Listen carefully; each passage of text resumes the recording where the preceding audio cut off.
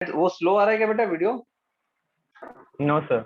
देखो अभी बारिश वारिश हो रही है तो थोड़ा सा अगर नेटवर्क इश्यू होगा तो आप लोग बता देना, ठीक है। और डेटा आप लोग सही तरीके से रखा करो, ठीक है। मैं देखता हूँ कई लोगों को लास्ट में एक आध घंटे बाद फिर धीरे धीरे मूव आउट हो जाते हैं लोग, या डेटा खत्म हो जाता है या नेटवर्क इश्यू होता है ना। तो लाइव क्लास को बेटा आप लोग कोशिश करो कि अटेंड करो, ठीक है। रिकॉर्डेड मिल जाएगा लेकिन उसके भरोसे मत बैठो, ठीक है। वो मजा नहीं है रिकॉर्डेड। चलिए, तो क्या बता रहा था मैं कि डाइवर्सिटी का मतलब होता है बेटा वेरिएशन, डिफरेंसेस। हमारे आसपास की जो भी लिविंग वर्ल्ड है, ठीक है, हम लिविंग नॉन लिविंग साथ साथ रहते हैं, ठीक है। आपको मालूम है लिविंग और नॉन लिविंग क्या होता है। तो हमारा जो अर्थ है उसमें दोनों चीजें हैं, लिविंग और नॉन लिविंग, ठीक है।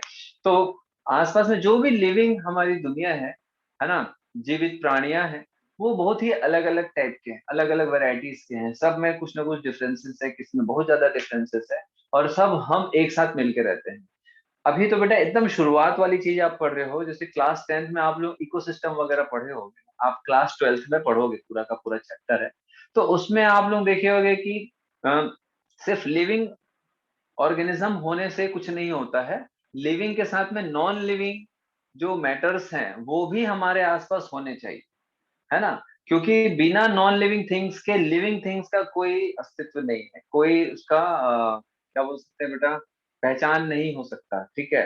तो लिविंग और नॉन लिविंग दोनों एक दूसरे से इंटरेक्ट करते हैं, और फिर इस दुनिया में दोनों एक साथ रहते हैं, और जरूरी एक दूसरे के लिए दोनों ही है। ऐसा नहीं है कि बेटा कि पत्थर के बिना हम नहीं रह सकते, है ना, या फिर हवा के बिना नहीं रह सकते। बिल्कुल नहीं रह सकते हम लोग, हमको हर चीज चाहिए, पानी चाहिए, हवा चाहिए, ये सब क्या नॉन लिविंग, ठीक है, नॉन लिविंग मैटर्स है। तो लिविंग थिंग्स में भी बहुत सारे डिफरेंट डिफरेंट वेराइटीज होते हैं। जैसे आप लोग देखे होंगे प्लांट्स हैं, एनिमल्स हैं, माइक्रोब्स हैं, ऐसे बहुत सारे ऑर्गेनिजम्स हैं, ठीक है, जिसका हम डिस्क्रिप्शन आगे चल के देखेंगे और एक एक को चैप्टर वाइज पढ़ते जाएंगे, ठीक है। तो इस टॉपिक में हम लोग क्या क्या पढ़ेंगे? सबसे पहला इसमें क्या है बेटा, आप लोग एनसीईआरटी पास में रखा करो। सबसे पहले द लिविंग वर्ल्ड, सबसे पहला द लिविंग वर्ल्ड। दूसरा क्या है? Biological classification. हाँ, बायोलॉजिकल क्लासिफिकेशन। एक थोड़ा सा मैं बता रहा हूँ, एकदम शुरुआत वाला चैप्टर पढ़ रहे हैं, ठीक है। देन तीसरा क्या है इसमें? प्लांट किंगडम, ठीक है। देन चौथा एनिमल किंगडम। Animal kingdom. अब देखो इसमें क्या है, लिविंग वर्ल्ड का मतलब होता है भाई कि हमारे जो भी लिविंग ऑर्गेनिजम्स हैं उनकी जो दुनिया है जिसमें हम भी रहते हैं, क्या लिविंग ऑर्गेनिजम्स की दुनिया, इस दुनिया में जितने भी लिविंग ऑर्गेनिज्म है जिसमें हम भी इंक्लूड होते हैं, हम में और बाकी लिविंग ऑर्गेनिजम्स में क्या क्या सिमिलैरिटीज डिसिमिलैरिटीज हैं, क्या क्या वेरिएशंस हैं, है ना, क्या क्या बोल सकते हैं कि हम में जो है बाकी में नहीं है, या बाकी में जो है हम में नहीं है, ठीक है। तो ये सारी चीज का डिस्क्रिप्शन है। बायोलॉजिकल क्लासिफिकेशन जो रहता है वो ये बताता है कि हम लिविंग ऑर्गेनिजम्स को कैसे अलग अलग क्लासिफाई किए हैं। क्योंकि भाई सीधी सी बात है, हम जिस कैटेगरी में आते हैं, क्या डॉग उस कैटेगरी में आता है, क्या जेब्रा उस कैटेगरी में आता है, ठीक है, क्या छिपकली जो आप देखते हो आपके घर में क्या वो आता है, क्या चूहा उस कैटेगरी में आता है, ठीक है, क्या हाथी आता है ना, क्या कीड़े मकोड़े आते हैं, क्या मछली आता है, मेंढक आता है, स्नेक्स आते हैं, और भी कई ऐसे ऑर्गेनिज्म जैसे ऑक्टोपस हो गया, क्रैब हो गया, क्या वो हमारी कैटेगरी में आता है? नहीं आता है तो उनकी कैटेगरी। देन दूसरा, आप बड़े बड़े प्लांट्स देखते हो, क्या वो और हम लिविंग है? हाँ बिल्कुल लिविंग है, लेकिन हम में और उनमें क्या डिफरेंसेस है? हम किस कैटेगरी में, वो किस कैटेगरी में? हम बोलते हैं हम इंसान है, क्या हम किसी मेंढक को बोलेंगे वो भी तो एक इंसान है? बोलते हो क्या आप? अरे अरे मत मारो, ऐसे कहीं होता है ना कि पत्थर फेंक के मेंढक को मार रहे हैं, या किसी को मार रहे हैं, चूहा को मार रहे हैं, कोई और छोटा जानवर सिर्फ कर लिया उसको मार रहे हैं, तो बोलते हैं क्या वो भी तो एक इंसान है, क्यों मार रहे हो? क्या बोलते हो आप? उसमें भी क्या एक बोलते हो? जान है, उसको मत मारो। उसमें भी एक जान है, ठीक है। लेकिन पेड़ काटने से पहले बहुत सारे लोग ऐसा नहीं सोचते, यस सर। उसमें भी जान होता है, ठीक है। हम सिर्फ क्या सोचते हैं, हम एनिमल कैटेगरी के, तो हम एनिमल कैटेगरी को जो मूविंग है जनरली हम उसी को ही सोचते हैं, भाई वो भी जानवर है उसके में जान। बट प्लांट्स में भी जान होता है, ठीक है, उसमें भी वो भी एक लिविंग स्ट्रक्चर है।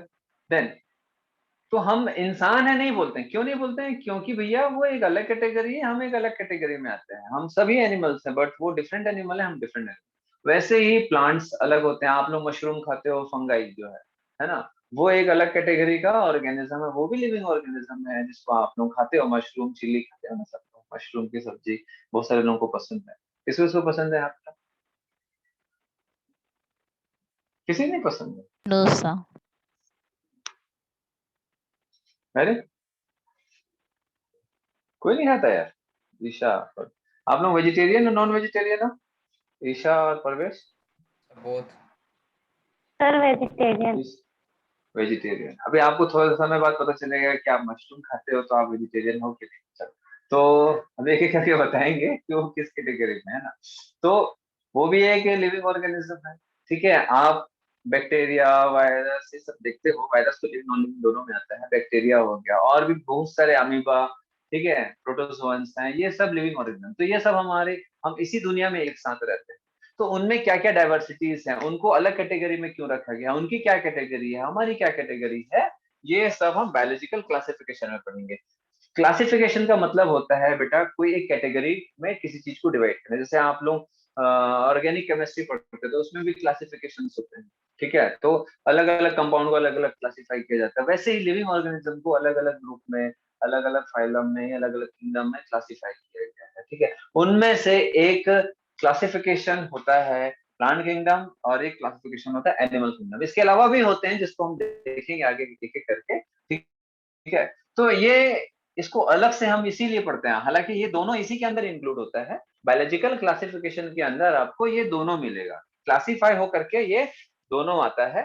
बट क्लासिफाई होता है इसी चैप्टर में, बट इसको हम अलग से इसीलिए पढ़ते हैं क्योंकि ये ब्रॉड चैप्टर है, बहुत ब्रॉड टॉपिक्स है, ठीक है। और इसका हम डिटेल डिस्क्रिप्शन पढ़ते हैं, इसका और इसका, बस इसीलिए इसको अलग से दिया गया है ऐसा चैप्टर के रूप में।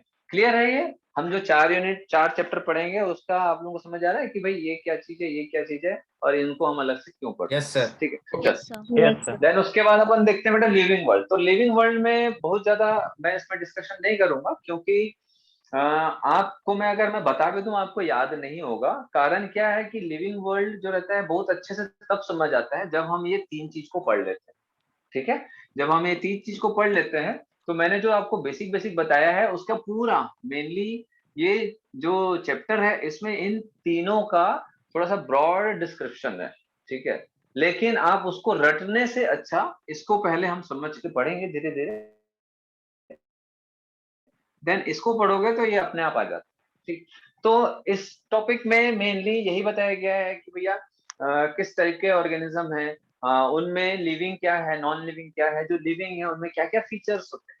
तो अब इसी को अपन पहले चालू कर लेते हैं कि चलिए बताइए कि लिविंग ऑर्गेनिज्म, जो भी लिविंग है ना, जो भी लिविंग है आप उसको लिविंग क्यों बोलते हैं, उनमें क्या क्या फीचर्स होने चाहिए, ये 5-10 मिनट इसको अपन डिस्कस कर लेते हैं, छोटा सा टॉपिक, ठीक है। लिविंग ऑर्गेनिज्म में क्या फीचर्स, मतलब आप किसी को देख के कैसे बोल सकते हो कि वो लिविंग है या नॉन लिविंग? ग्रोथ। ग्रोथ। अब इसका रिप्रोडक्शन, पूरा मेटाबॉलिक। चैप्टर है, देखो इसका पूरा चैप्टर है, इसीलिए मैं बोला हूँ कि इसको हम अभी एक एक पूरा आपको मैं रटाने से अच्छा ये जब चैप्टर पढ़ लोगे तो ये सब अपने आप आ जाता है।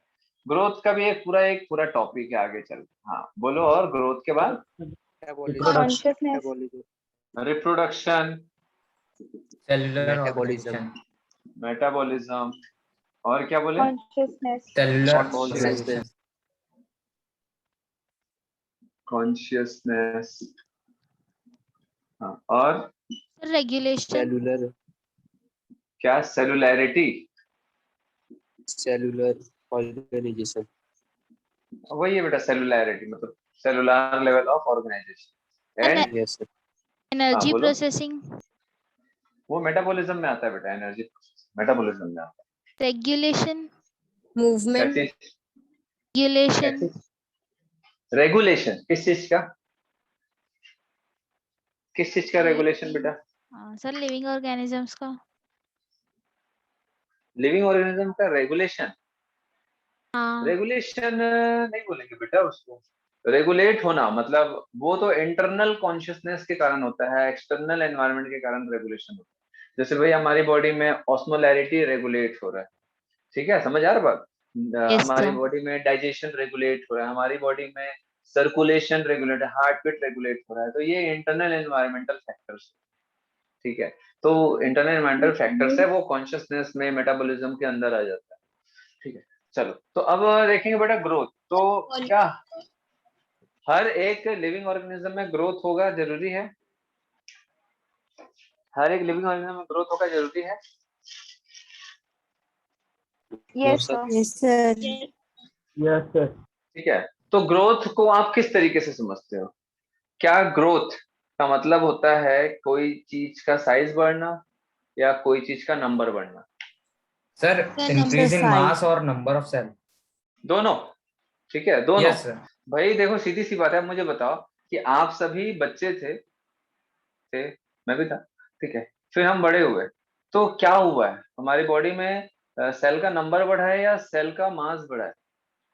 सेल का नंबर। Mass. सेल का नंबर। सेल का नंबर, मेनली हमारी सर, बॉडी में दोनों। सेल का नंबर, ठीक है, और हमारी बॉडी का वेट बढ़ा है, बॉडी का मास, एक कंप्लीट बॉडी का मास बढ़ा है मतलब उसका वेट बढ़ा है, एंड सेल का नंबर बढ़ा है, ठीक है, सेल का नंबर बढ़ा है। तो सेल का नंबर जो है, अगर मैं आपको बोलूं कि ये एक यूनिसेलुलर ऑर्गेनिज्म है, कोई भी एक सिंगल सेल ऑर्गेनिज्म है, ठीक है, तो एक सिंगल सेल ऑर्गेनिज्म है, अब इसको अगर ग्रोथ होना है, ग्रोथ इसको करना है, तो मैं आपको बोलूं कि भैया ये इससे ज्यादा बड़ा साइज में नहीं हो पाएगा, लेकिन ये इसका सेल का नंबर बढ़ सकता है।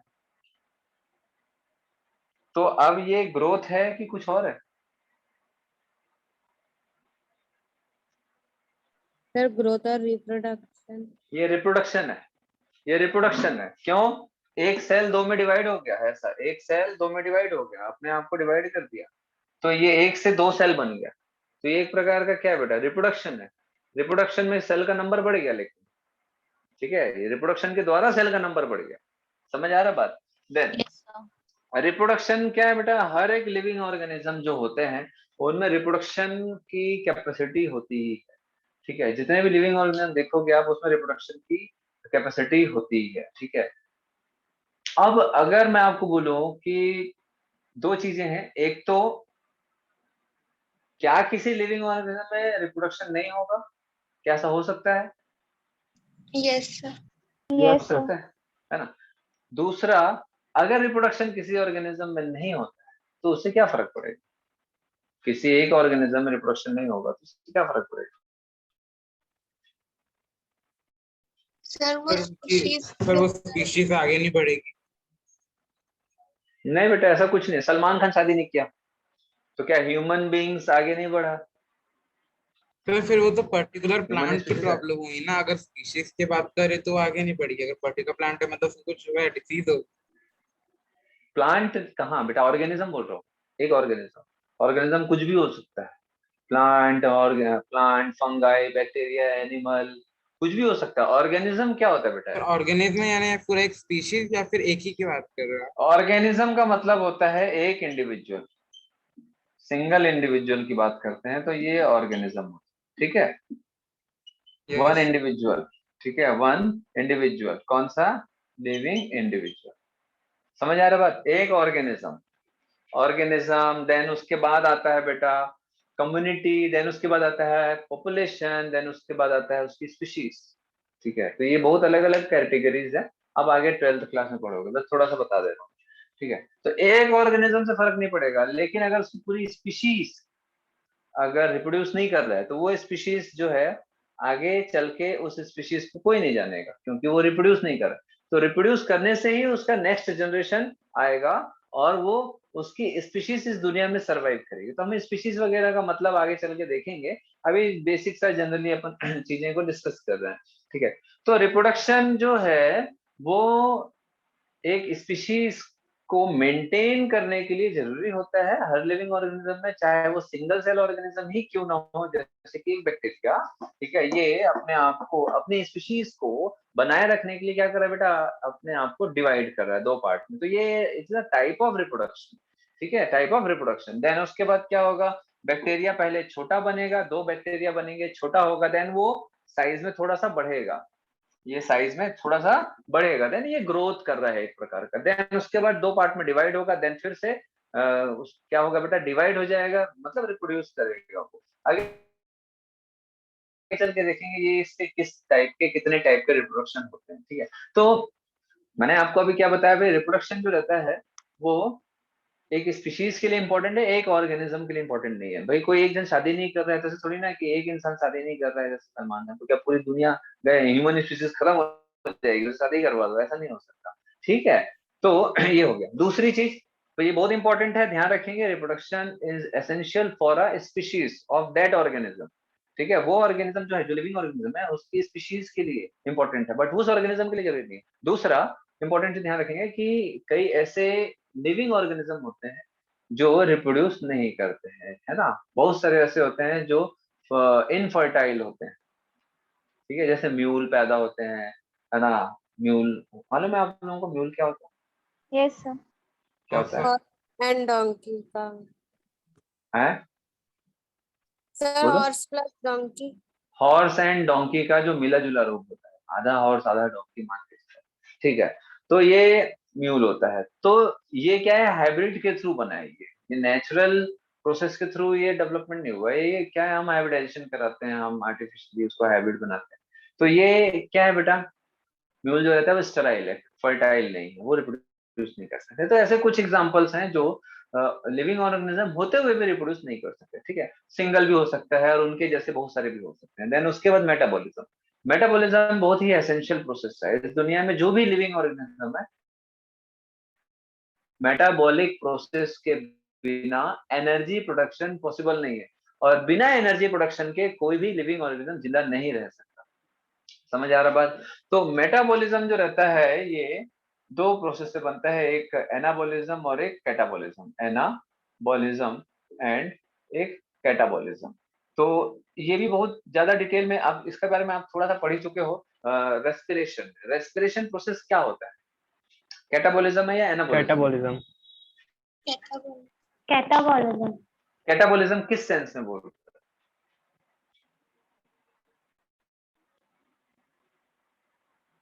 कैटाबॉलिज्म का मतलब होता है टू ब्रेक डाउन, किसी चीज, कोई चीज टूट रहा है, कोई चीज ब्रेक हो रहा है। एनाबॉलिज्म मतलब कोई चीज बन रहा है। तो हम लोगों ने रेस्पिरेशन चैप्टर पढ़ा है, अभी मैंने आप लोगों से टेस्ट भी लिया है अभी उस चीज का। तो रेस्पिरेशन जो प्रोसेस होता है, सेलुलर रेस्पिरेशन खास तौर पे, वो क्या चीज का प्रोसेस है? कैटाबॉलिज्म। आप बताओ, कैटाबॉलिज्म किस सेंस में, क्या टूट रहा है कैटाबॉलिज्म में, क्या ब्रेक? ग्लूकोज। हाँ, ऑक्सीडेशन हो रहा है ग्लूकोज का, हम ग्लूकोज को ब्रेक कर रहे हैं। लेकिन अगर हम उसका दूसरा पहलू देखें, सेलुलर रेस्पिरेशन से क्या बनता है, एनाबॉलिज्म में भी हो रहा है। क्या उससे क्या प्रोसेस, उस प्रोसेस से क्या बनता है? एनर्जी। एनर्जी। तो एटीपी के रेस्पेक्ट में वो एनाबॉलिक प्रोसेस, एनर्जी के प्रोसेस में एनाबॉलिक प्रोसेस है। फूड को ब्रेक डाउन कर रहे हैं वो कैटाबॉलिक प्रोसेस है, लेकिन एनर्जी सिंथेसाइज हो रहा है उसके साथ में, एटीपी सिंथेसाइज हो रहा है, बन रहा है, एनर्जी बन रहा है, दैट इज एनाबॉलिक प्रोसेस। तो बेटा हम जहां तक जानते हैं, आप लोगों ने अभी जैसे रेस्पिरेटरी चैप्टर हम लोगों ने पढ़ा है, तो रेस्पिरेशन में मैंने ऑलमोस्ट कई लोगों को डेमो में भी यही चीजें बताया। तो आप लोगों ने देखा होगा कि मैं एक सेल की बात किया हूँ, वो सेल किसका है हमको मतलब नहीं है, वो किसी का भी हो सकता है। मैंने यहाँ तक एग्जांपल भी दिया, एनारोबिक ब्रेकडाउन आपको सिंगल सेल ऑर्गेनिज्म, ईस्ट हो गया, बैक्टीरिया हो गया, इस सब में भी आपको मिलेगा। जैसे कुछ बैक्टीरिया जो रहता है वो एनाबॉलिक सॉरी ये एनारोबिक रेस्पिरेशन करते हैं, ठीक है, ईस्ट करते हैं, जिससे कि बहुत सारे ब्रीविंग इंडस्ट्री में यूज होता है, दही बनता है, शराब बनता है, बियर बनता है, सिट्रिक एसिड बनता है, ठीक है, एसिटिक एसिड बनता है। ये सब माइक्रोब्स जो एनारोबिक ब्रेकडाउन के थ्रू, रेस्पिरेशन के थ्रू होता है, एनारोबिक रेस्पिरेशन के थ्रू। तो इसमें हो क्या रहा है, चाहे एक सिंगल सेल ऑर्गेनिज्म हो, चाहे हम क्यों ना हो, हम क्या होगा बेटा, मेटाबॉलिक प्रोसेस होगा, मतलब कोई ना कोई चीज टूटेगा और कोई ना कोई चीज बनेगा, मतलब एनर्जी बनेगा, फूड ब्रेकडाउन होगा, वेस्ट प्रोडक्ट बनेगा। तो ये सब क्या हो रहा है, इसी को बोलते हैं मेटाबॉलिक प्रोसेस। तो जो भी लिविंग ऑर्गेनिज्म है इस दुनिया में, उसको मेटाबॉलिज्म करना ही पड़ता है। बट कभी कभी कुछ ऑर्गेनिज्म मेटाबॉलिक प्रोसेस को कंट्रोल कर सकते हैं और मेटाबॉलिक प्रोसेस को स्टॉप भी कर सकते हैं, बंद भी कर सकते हैं कुछ समय के लिए, नॉट फॉर ऑलवेज, ठीक है, कुछ समय के लिए। आप लोगों ने वायरस के बारे में पढ़ा हो, वायरस लिविंग और नॉन लिविंग दोनों में आता है, जिसको हम आगे देखें। तो लिविंग वो इस सेंस में आता है कि जब भी वायरस किसी बॉडी में घुसेगा, जैसे ह्यूमन की बॉडी में गया, देन वो एज अ लिविंग के रूप में काम करेगा। लेकिन अगर वो बॉडी से बाहर है तो वो नॉन लिविंग है। क्यों? क्योंकि लिविंग के बहुत सारे फीचर्स उसमें नहीं होंगे अवेलेबल। पहला, वो रिप्रोड्यूस नहीं कर सकता किसी भी होस्ट सेल के बॉडी के बाहर, मतलब वो वायरस जो है ऐसी बाहर हवा में घूम रहा है तो वो कभी रिप्रोड्यूस नहीं कर पाएगा। उसको कोई ना कोई लिविंग सेल चाहिए रिप्रोडक्शन के लिए, ठीक है। मेटाबॉलिक प्रोसेस नहीं होगा क्योंकि उसमें साइटोप्लाज्म ना के बराबर होता है। साइटोप्लाज्म जैसी कोई चीज नहीं होती है क्योंकि साइटोप्लाज्म में एंजाइम होता है। अब कई लोगों को ये नहीं मालूम होगा कि साइटोप्लाज्म क्या होता है। किसको नहीं मालूम है साइटोप्लाज्म? हाथ उठा सकते हो बेटा आप लोग, ठीक है। शर्माने वाली बात नहीं है, शर्माओगे तो कभी सीख नहीं पाओगे, ठीक है। साइटोप्लाज्म क्या होता है बेटा? हर एक सेल में एक लिक्विड पार्ट होता है। ये सेल है, ये एक सेल है, ठीक है। हर एक सेल में, लिविंग सेल में, वायरस को छोड़ के, है ना, जितने भी सेल होते हैं उसमें एक लिक्विड पार्ट होता है, लिक्विड पार्ट, ठीक है, लिक्विड पार्ट। उसी लिक्विड पार्ट को हम साइटोप्लाज्म बोलते हैं। अब साइटोप्लाज्म किससे बना हुआ होता है? तो more than 92% cytoplasm is a water. More than 92% cytoplasm is a water. 90% से ज्यादा साइटोप्लाज्म वाटर ही होता है, पानी है ये एक प्रकार का, ठीक है। इसीलिए बेटा हमको हर एक सेल को डिहाइड्रेशन से बचाने के लिए बार बार पानी पीना पड़ता है। क्यों डिहाइड्रेशन से? जो भी हम पानी पीते हैं वो किसी न किसी रूप से बॉडी से वेस्ट होता है, या तो यूरिन के थ्रू जाएगा टॉक्सिक वेस्ट को बाहर निकालने के लिए, या गर्मी से बचने के लिए पसीना निकलेगा, या जो जब भी हम एक्सपिरेशन करते हैं मतलब एयर ब्रीथ आउट करते हैं, सांस बाहर छोड़ते हैं, तो भी कुछ वाटर वेपर्स हमारी बॉडी से लॉस होता है।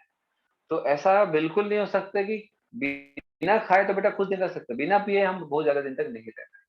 क्यों? क्योंकि बॉडी में कंटिन्यूअस वाटर की कमी होते रहती है, और अगर सेल में पानी की कमी हो जाएगी तो उसी को हम डिहाइड्रेशन बोलते हैं। तो सेल परफॉर्म नहीं कर पाएगा। तो सेल सही तरीके से काम करे उसके लिए पानी जरूरी है। पानी रहेगा तो साइटोप्लाज्म मेंटेन रहेगा। साइटोप्लाज्म में बहुत सारे एंजाइम्स होते हैं, आगे देखेंगे एंजाइम वगैरह क्या है। बहुत सारे ऐसे एंजाइम्स होते हैं जो कि इस मेटाबॉलिक प्रोसेस के लिए इंपॉर्टेंट होते हैं, मतलब जैसे ग्लूकोज को ब्रेक डाउन करना, उससे एनर्जी निकालना, ये सब के लिए जो एंजाइम होता है एक सेल को चलाने के लिए, वो सब साइटोप्लाज्म के अंदर ही होता है। तो साइटोप्लाज्म तो लगभग रहेगा वायरस को छोड़। तो वायरस में ये सारी चीजें नहीं रहती, तो एंजाइम्स की कमी रहती है, जैसे एनर्जी प्रोडक्शन कर सके। तो वायरस को आप ग्लूकोज भी खिला दोगे तो भी वो एनर्जी नहीं बना सकता। समझ आ रहा बात आप लोगों को? ठीक है, मेटाबॉलिज्म क्या हो रहा है ये मैं बहुत ही सुपरफिशियल बता रहा हूँ, बहुत डीप नहीं जा रहा हूँ, क्योंकि बहुत डीप जाने से बहुत मतलब नहीं है। कारण क्या है कि ये जो टॉपिक्स हैं ये पूरे चैप्टर्स आगे मिलेंगे, इसका पूरा डिटेल में हर एक चीज के बारे में। अब हमारे ह्यूमन बॉडी में मेटाबॉलिज्म कैसे कंट्रोल होता है, कौन कंट्रोल करता है, हार्मोन करता है, नर्वस सिस्टम करता है, ये सब आगे आएगा। ठीक है, कॉन्शियसनेस, क्या हर एक लिविंग ऑर्गेनिज्म में कॉन्शियसनेस होगा? No sir. No sir. No sir. तो किसके में होगा? Human being. ह्यूमन बीइंग, और बाकी एनिमल। एनिमल में, और सर प्लांट बस। में भी होता है ना? टच में not plant. Yes, sir, not plant में। हायर ऑर्गेनिजम्स में। हायर ऑर्गेनिज्म में, ठीक है। और लोअर ऑर्गेनिज्म में? लोअर इन द सेंस मैं आपको बता दूं कि earthworm is a lower organism, lower animals, क्या उसमें होंगे? आप अर्थवॉर्म को टच करते हो तो वो अपोजिट भागता है कि नहीं, कि सीधा चढ़ जाता है? जैसे आप टच करते हो, जैसे अगर अर्थवॉर्म ऐसे आ रहा है, आप टच करोगे तो क्या सीधा आपकी उंगली पे चढ़ने लग जाता है कि सीधा उधर भागता है? सर मैंने कभी टच वो नहीं तो किया। आपके पैरों, हाँ, अब बरसात आ गया, एक बार ट्राई नो करना, सर। ठीक है, तो कॉन्शियसनेस का पता चलेगा। तो जैसे ही बेटा आप अर्थवॉर्म के पास ऐसे पैर भी पटकोगे ना, तो वो वाइब्रेशन को भी डिटेक्ट करके सीधा दूसरी तरफ भागेगा, क्योंकि वो सोचेगा भाई कुछ आ रहा है मेरे तरफ, कोई भारी चीज जिससे मेरे को खतरा है, ठीक है। है ना। तो ये कॉन्शियसनेस होता है, इसी को कॉन्शियसनेस बोलते हैं। कॉन्शियसनेस का मतलब ये नहीं कि हम जाग रहे हैं, ठीक है, हम जाग रहे हैं, हाँ, हाँ, तुम कॉन्शियस हो कि नहीं, ये कॉन्शियस। लेकिन कई बार ऐसे होता है कि लिविंग ऑर्गेनिज्म होते हुए भी वो अनकॉन्शियस है, मतलब बॉडी का कोई रेस्पॉन्स नहीं। जैसे ब्रेन डेड पर्सन, हम रेस्पॉन्स देते हैं क्योंकि हमारा जो नर्वस सिस्टम है, ब्रेन स्पाइनल कॉर्ड, ये एक्टिव होता है, तो हम रेस्पॉन्स देते हैं। जैसे भाई रात को अगर कोई आपको ऐसे उठाए तो भी आप थोड़ा हाँ क्या हुआ करके डर जाते हैं, या कोई आपका नाम पुकारे तो आप फट से एकदम कॉन्शियस, जैसे आपका नाम आपके दिमाग में सालों से गूंज रहा है, तो जो कोई आपका नाम लेता है तो आप सबसे ज्यादा अलर्ट होते हो, ठीक है। इंसान सबसे ज्यादा अलर्ट अपने नाम को लेकर के होता है। तो तो ये क्या है, अलर्टनेस का मतलब होता है कॉन्शियस होना, कॉन्शियसनेस, है ना। नींद में भी किसी का नाम पुकारे हैं तो देयर इज अ चांसेस कि वो रेस्पॉन्ड करे। इसीलिए क्या मेडिकल फील्ड में खास तौर पे ना क्या होता है, जैसे सबसे पहले जब अपन हिस्ट्री लेते हैं और जब कॉलेज में जाओगे तो आपको यही चीज सिखाया जाता है कि किसी भी पेशेंट का नाम आपको याद रखना है पहले, क्योंकि ट्रीटमेंट के दौरान या फिर हॉस्पिटल में आया वो अगर बेहोश हो तो आप उसको कितना भी चिल्ला लो, उसका अगर वो बेहोश हो गया है मतलब ब्रेन कॉन्शियस नहीं है, या अनकॉन्शियस हो गया या सेमी कॉन्शियस है, तो आप उसको उठाओगे, "ए भैया, ए माता, ए बहना उठो", तो वो बेटा वो तो कॉन्शियस नहीं है ना, या सेमी कॉन्शियस स्टेट में, तो आप उसको नहीं जगा सकते। तो क्या करते हैं, उसका नाम पूछते हैं, आस पड़ोस से या उसका नाम जो भी रिश्तेदार ले, नाम लेने से ब्रेन बहुत जल्दी वो होता है, एकदम जल्दी से रिस्पॉन्ड करता है। तो ऐसे जा हाँ, ऐसा आप लोग, ए भैया राधे, ऐसा राधे नाम रख लिया फॉर एग्जांपल, ठीक है किसी का, तो ए भैया राधे, सलमान खान की एक मूवी आई थी जो फ्लॉप हो गई, तो ए भैया राधे ऐसे करके, तो अगर वो थोड़ा सा भी सेमी कॉन्शियस है तो ऐसे हाँ हाँ मैं हूँ, हाँ मैं हूँ ऐसा बोलेगा, ठीक है। अब उसको अगर प्रकाश वकाश बोलोगे तो उसको मालूम ही नहीं, उसका दिमाग सो रहा है ऐसे, ठीक है। तो ब्रेन डेड पर्सन में क्या होता है, अगर उसका जो रेस्पॉन्स करने वाला जो उसका पार्ट है बॉडी का, चाहे ह्यूमन हो चाहे कोई भी हो, जो भी रेस्पॉन्सिव ऑर्गन्स हैं किसी भी ऑर्गेनिज्म का, अगर वो काम नहीं कर रहा है तो वो लिविंग होते हुए भी रेस्पॉन्स नहीं कर, ठीक है। तो कॉन्शियसनेस बहुत सारे ऑर्गेनिज्म में होता है, स्मॉल से लेके लार्ज ऑर्गेनिज्म तक होता है। कई ऐसे होते हैं जिसमें बहुत ही कम होता है, जैसे एकदम ही लोअर एनिमल्स में देखेंगे, आगे चल के हम पढ़ेंगे पोरिफेरा वगैरह में, कुछ कुछ में बिल्कुल नहीं होता, कुछ कुछ में होता है। तो रिस्पॉन्स थोड़ा बहुत देते हैं बेटा, बहुत सारे, चाहे लोअर हो हायर तो देते ही हैं, लोअर ऑर्गेनिज्म का भी रिस्पॉन्स कम होता है, ठीक है। तो अगर आप किसी एकदम माइक्रोस्कोपिक ऑर्गेनिज्म को भी देखोगे तो भी रिस्पॉन्स करता है, क्या बोला मैंने, माइक्रोस्कोपिक ऑर्गेनिज्म भी करते हैं। तो कई ऐसे ऑर्गेनिज्म जो रिस्पॉन्स नहीं करते हैं, लेकिन बहुत सारे लोग करते हैं, तो ये लिविंग ऑर्गेनिज्म, एक्सेप्शंस तो होते हैं। तो कॉन्शियसनेस क्या है बेटा, कोई भी चीज का एक रिस्पॉन्स देना। जैसे भाई मैं आपसे पूछूं, है ना, आस्था समझ आ रहा है बेटा, आस्था, यस सर। हाँ, ये रेस्पॉन्स है, ठीक है। तो आप कॉन्शियस हो इसीलिए आप रेस्पॉन्स दे रहे हो, ठीक। तो देन उसके बाद सेलुलैरिटी, जैसे सर कि मैंने बताया, हाँ बोलो। सर अगर कोई इंसान कोमा में गया तो उसको आवाज नहीं आ रहा है बेटा अनकॉन्शियस। पर, सर अगर कोई इंसान कोमा में गया तो सर वो अनकॉन्शियस, अनकॉन्शियस है, वो अनकॉन्शियस, ठीक है, कॉन्शियसनेस नहीं है। कोमा वाला पर्सन का ब्रेन डेड है, ब्रेन काम नहीं कर रहा है, ठीक है। कोमा में जाने के बहुत सारे रीजन होते हैं।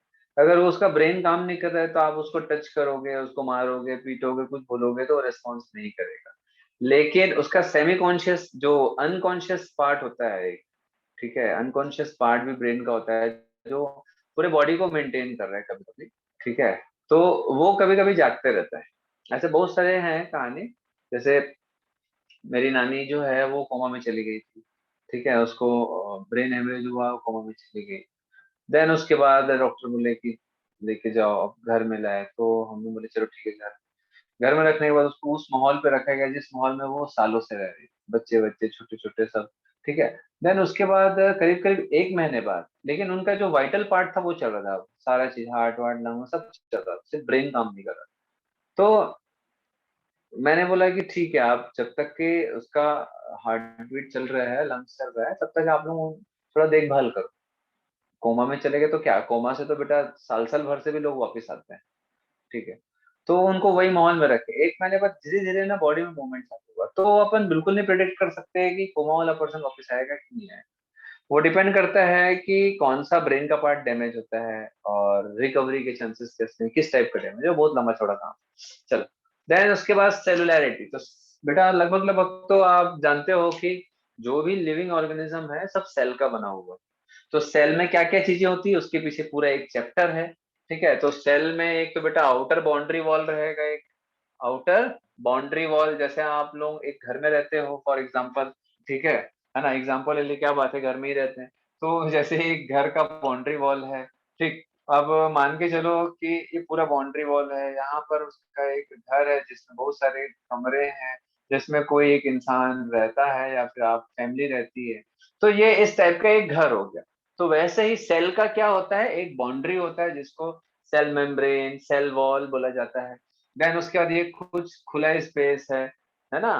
वो उस जगह पे क्या रहेगा, साइटोप्लाज्म लिक्विड पार्ट रहेगा। देन बीच में जो घर है, जैसे मान के चलो जहाँ पर सारा फंक्शन होता है या इस पूरा घर को कंट्रोल किया जाता है, तो वो होता है न्यूक्लियस। न्यूक्लियस में न्यूक्लियस में भी कुछ ऐसे चीजें होती हैं जो कि पूरे सेल को, न्यूक्लियस को, पूरे सेल को कंट्रोल करती है। तो भैया एक चीज बताओ, आपके घर में कौन कंट्रोल करता है पूरे घर को, बताओ भाई। मम्मी। हाँ, मम्मी। मम्मी और नानी। हाँ, तो भाई जो मम्मी है खास तौर पे, मम्मी लोग पूरे घर को कंट्रोल करते हैं। बोला तो बोला, ठीक है, नहीं तो नहीं, नहीं जाना तो नहीं जाना, ठीक है, मम्मी लोग पीट पाट देंगे। समझ आ रहा है बात। तो ये क्या है भैया, घर के पूरे कंट्रोल सेंटर मम्मी के हाथ में रहता है, तो मम्मी लोगों के हाथ में है। तो वैसे ही भाई अगर मम्मी बोल दी कि नहीं इस घर में ये चीज आएगा तो आएगा, दुनिया की दर है, कोई चीज जाएगा तो जाएगा, बात खत्म, ठीक है। तो जैसे घर को अपन कंट्रोल कर रहे हैं मदर लोग घर में, वैसे ही एक सेल को कंट्रोल करता है उसका जेनेटिक मटेरियल, लाइक डीएनए, ठीक है। Chromosome, chromosome is a DNA, कायदे से इसको हम आगे देखेंगे क्या होता है ये सारा चीज, अभी कंफ्यूज नहीं करूंगा मैं। तो डीएनए एक जेनेटिक मटेरियल जो पूरे सेल को कंट्रोल करता है ना। तो वो कहाँ होता है, न्यूक्लियस के अंदर। जैसे मदर लोग कहाँ है, तो भाई घर के अंदर एक अलग से कंपार्टमेंट है, उस जगह है ना, तो मदर लोग कंट्रोल कर रहे हैं। वैसे न्यूक्लियस के अंदर जेनेटिक मटेरियल डीएनए होता है, तो ये सेलुलैरिटी है। तो ऐसे ही हर एक सेल को कंट्रोल करने के लिए एक जेनेटिक मटेरियल होता है जिसको हम डीएनए बोलते हैं।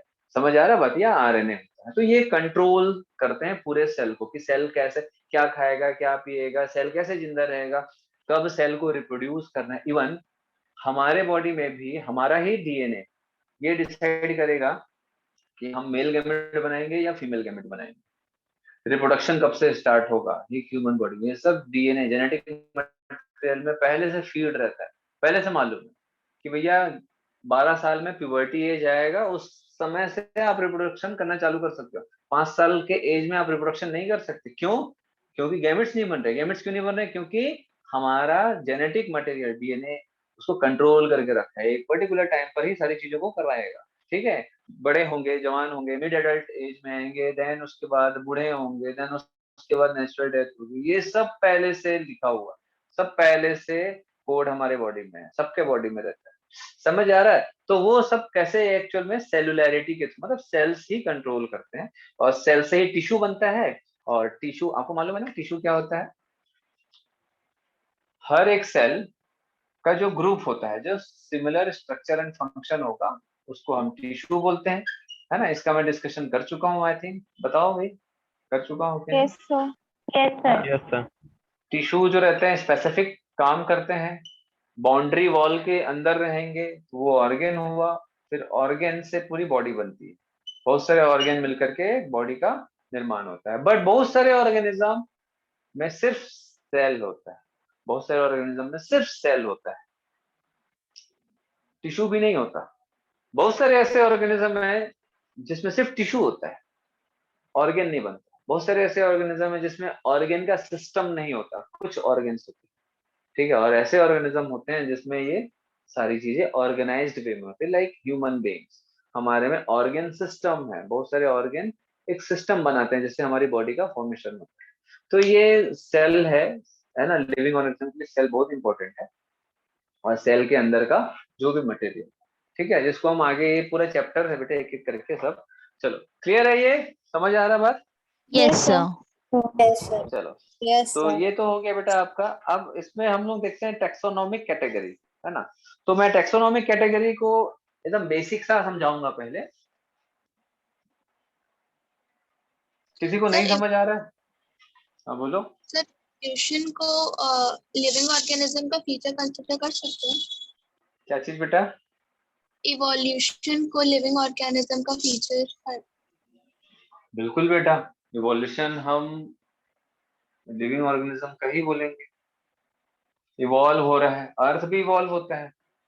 ऐसा नहीं है कि सिर्फ लिविंग ऑर्गेनिज्म इवॉल्व हो रहा है, अर्थ भी इवॉल्व होते हैं। हमारा अर्थ पहले नहीं था जैसा अभी है। पहले अर्थ कुछ और था, अब आगे चल के इसका इवोल्यूशन हुआ है। कोई भी चीज पहले से ज्यादा बेटर या ज्यादा खराब हो रहा है, मतलब पहले के मुकाबले जो चेंज हो रहा है, ठीक है, और एक दूसरा टाइप का चीज बन रहा है, वो इवोल्यूशन है। ठीक है, ये पूरा एक चैप्टर है बेटा बहुत बड़ा, क्लास 12th में आप लोगों का। ठीक है, तो हम सब इवॉल्व ही हुए हैं। लिविंग बीइंग में खास तौर पे तो हम इवोल्यूशन देखते हैं। और इवोल्यूशन का जो सबसे बड़ा रीजन होता है दैट इज वेरिएशन, मतलब चेंजेस। बोलते हैं ना बेटा कि इंटरनेट इवॉल्व हुआ है, टेक्नोलॉजी इवॉल्व हुई। ये इवॉल्व होने का मतलब क्या होता है? चेंजेस आया, पहले बहुत थोड़ा थोड़ा चेंजेस आया, फिर एकदम धीरे धीरे चेंजेस बढ़ते गया, फिर एकदम इतना बड़ा आया कि आज से 30 साल पहले के मुकाबले हम अभी बहुत एडवांस, हम अभी बहुत इवॉल्व हो चुके हैं, बस और कुछ नहीं। आज से 30 साल बाद हम और इवॉल्व हो चुके होंगे। ठीक है, तो ये क्या इवोल्यूशन है, सिर्फ ह्यूमन का ही नहीं, बाकी चीजों का भी इवोल्यूशन। चलिए क्लियर है इतना। चलो देन उसके बाद एक छोटा सा देखेंगे टेक्सोनोमिक कैटेगरीज। टेक्सोनोमिक कैटेगरीज,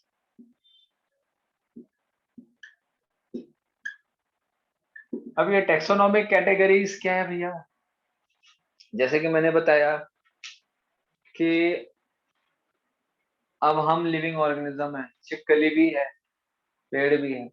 तो अब मैं बोलूंगा क्या कि मैं भी इंसान, तू भी इंसान है, ऐसे डॉग मेरे को देख रहा है ऐसा, ठीक है, और बिल्ली देख रहा है, चूहा भी मेरे को देख रहा है, तो मैं उसको बोलूंगा तू भी इंसान मैं भी इंसान, दोनों भाई भाई। ऐसा नहीं हो सकता।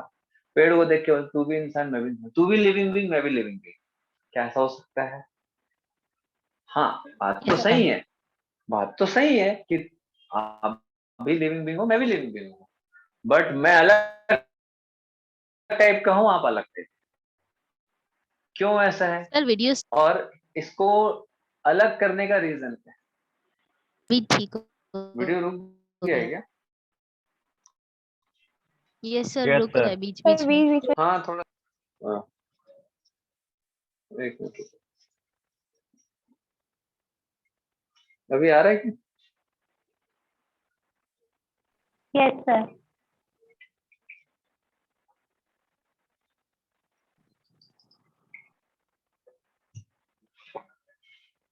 सर आप नहीं दिख रहे हो। भैया हूँ ही नहीं खड़ा, कहाँ से दिखूंगा? चलो अभी हाँ दिख अभी रहा हूँ, दिख रहे हो, हाँ यस सर। Yes, ठीक sir. है। चलो तो अब देखो बेटा क्या हुआ कि कोई साइंटिस्ट सोचे होंगे कभी कि यार लिविंग बीइंग का मतलब मैं, प्लांट, कीड़े मकोड़े, कुत्ते बिल्ली सब लिविंग बीइंग। तो उसने सोचा होगा यार लिविंग तो हम सब हैं, लेकिन हम एक जैसे नहीं है, तो जरूर हम लोगों में कुछ ना कुछ डिसिमिलैरिटीज हैं। तो वो डिसिमिलैरिटीज के कारण हम अलग हैं। तो हम है किस कैटेगरी? भाई जैसे फॉर एग्जांपल ह्यूमंस में भी बहुत सारे डिफरेंट कैटेगरीज होते हैं। आपको बता दूं कंटिनेंटल कैटेगरीज होता है। ऐसा ही नहीं कि हमारे में बस ये हिंदू मुस्लिम सिख ईसाई ऐसा ही है, नहीं नहीं, ह्यूमन रेसेस भी होते हैं, ह्यूमन रेसेस भी हैं। ठीक है, मंगोलॉइड, ऑस्ट्रोलॉइड, टोकसॉइड, ठीक है, तो ये ह्यूमन रेसेस हैं, अलग अलग टाइप के ह्यूमन रेस है, मतलब ह्यूमंस में भी कुछ वैरायटीज हैं। उसके बाद फिर जाति जात पात है, ये एक अलग चीज। तो हम जैसे हम जिस सोसाइटी में रहते हैं क्या करते हैं, एक ह्यूमन का एक नेचर होता है कि हमेशा दूसरों से अलग करने का अपने आप, ठीक है, या अपने लोगों को दूसरों से अलग रखने की मतलब एक बोल सकते हैं कि पुरानी आदत है, खराब आदत है ह्यूमंस की। ठीक है, तो आप लोग खुद ही जानते हो बेटा, वो आप लोग भी करते हो, वो लोग करते हो कि नहीं करते हो ये चीज? क्या सर? मतलब ह्यूमंस की एक आदत है, खराब बोलो या अच्छी बोलो, कि हम हमेशा अपने आप को दूसरों से अलग रखने की कोशिश करते हैं। ठीक है, जैसे हम कुत्ते बिल्ली से अपने आप को अलग रख रहे हैं टेक्सोनोमिक कैटेगरीज के द्वारा। तो क्या ऐसा आप लोग करते हो नहीं अभी? सर, मेरी तो आप घर सभी के से पास पूछ रहा ही हूँ। डॉगी है। हाँ, क्या पूछा नहीं आपने? वैसा नहीं बेटा, हम ह्यूमंस दूसरे ह्यूमन से क्या हम लोग ऐसा करते हैं, कैटेगराइज करते हैं? हाँ, कैटेगराइज करते हैं हम लोग अपने आप को अलग रखना, अलग करना दूसरों से, ये Yes, करते sir. हैं आप लोग? कोई सभी करते हो, आप सभी लोग करते हो, ठीक है। आप सभी लोग क्या करते हो, अगर वो अगर खरीदी है एक बाइक, एक मोपेड, तो आप लोग सोचते हो मैं दूसरे टाइप का मोपेड खरीदूंगा, वैसे क्यों खरीदूंगा? ठीक है, अगर वो कोई दूसरा ड्रेस पहने तो आप सोचोगे नहीं मैं ऐसा ड्रेस पहनूंगा। वो ये ऐसा टाइप का अगर टोपी लगा रहा है, मैं ऐसा टाइप का डिजाइन का, हम ऐसा फैशन करें, हम वैसे। ये फैशन क्या है, एक प्रकार का डिस्क्रिमिनेशन है। हम एक दूसरे से अलग रख सके, ठीक है, कैटेगराइज कर सके अपने आप को, ये बस वही एक तरीका है। फैशन जो होता है ना, एक्चुअल में हम खुद को दूसरे से या अपनी एक कम्युनिटी को दूसरे कम्युनिटी से कैटेगराइज करने की कोशिश करते हैं और कुछ नहीं। ठीक है, ये ह्यूमन नेचर है, बहुत खराब नेचर है। इसी के कारण जात पात हुआ। हम सोचते हैं ना कि लोग क्यों सोचते हैं जाति, एक्चुअल में बेटा लोगों की नहीं, ह्यूमन रेस की ये प्रॉब्लम है। आगे मैं आप लोगों को जब पढ़ाते जाऊंगा क्लास 12 में, बहुत सारी ऐसी चीजें इवोल्यूशन में हम पढ़ते हैं, ठीक है, कि ह्यूमंस कैसे आगे बढ़े और हम क्या कर रहे हैं। ठीक है, तो ये बहुत लंबा चौड़ा मुद्दा है जिसको आप हम नेक्स्ट ईयर पढ़ोगे। तो हमको आदत है दूसरों से अलग रखने की खुद को। आप इवन घर में भी अपने भाई बहनों से खुद को अलग रखने की कोशिश करते हो या अलग करने की कोशिश करते हो। उसको ऐसा मिला तो मेरे को वैसा मिलना चाहिए, ठीक है, उसको ये फोन मिला तो मेरे को भी मिलना चाहिए। ये क्या है, ये क्या है, ये कैटेगराइज कर रहे हैं। भैया वो छोटा है, मैं बड़ा हूँ, मेरे को ये मिलना चाहिए, मेरे को हक है। मैं छोटा हूँ, वो बड़ा है, तो छोटे को ये मिलना चाहिए, ये क्या है, कैटेगराइज करना है। तो ऐसे ही बहुत ह्यूमन रेस का ये नेचर है।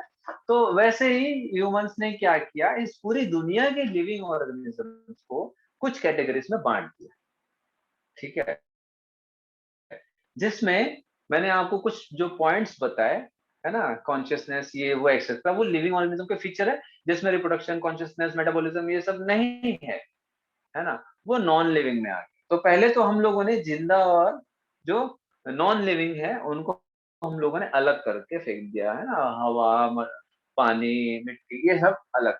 देन अब आते हैं लिविंग ऑर्गेनिज्म। देन उसके बाद लिविंग में भी इनको प्रॉब्लम हुई कि यार सभी लिविंग है तो हम दूसरों से अलग कैसे। तो फिर हम लोगों ने क्या किया, कि कैटेगरीज बनाना चालू कर दिया। कैटेगरीज मतलब कि भाई चलो ये प्लांट्स हैं और हम एनिमल्स हैं। प्लांट्स एक से दूसरी जगह मूव नहीं कर सकते, वो एक अलग टाइप के ऑर्गेनिज्म है, हम अलग टाइप के ऑर्गेनिज्म है। तो ऐसे फिर कैटेगरीज चालू हुई। फिर उसके बाद भी इनका मन नहीं माना, तो फिर उन्होंने क्या किया, भाई प्लांट्स जैसे दिखने वाले हर कोई प्लांट्स नहीं होते। उन्होंने फिर रिसर्च चालू किया। फिर उसके बाद प्लांट से भी कुछ कुछ चीजों को हटाया गया, जिसको हम आगे देखेंगे। और फिर उन्होंने देखा कि यार हम भी एनिमल्स में आते हैं और भी बहुत सारे एनिमल्स हैं, लेकिन हर एनिमल जैसा दिखने वाला भी एनिमल नहीं होता है। तो उन्होंने फिर एनिमल से कुछ कुछ चीजों को हटाया। ऐसा करके ये लोग कैटेगरीज चालू किए।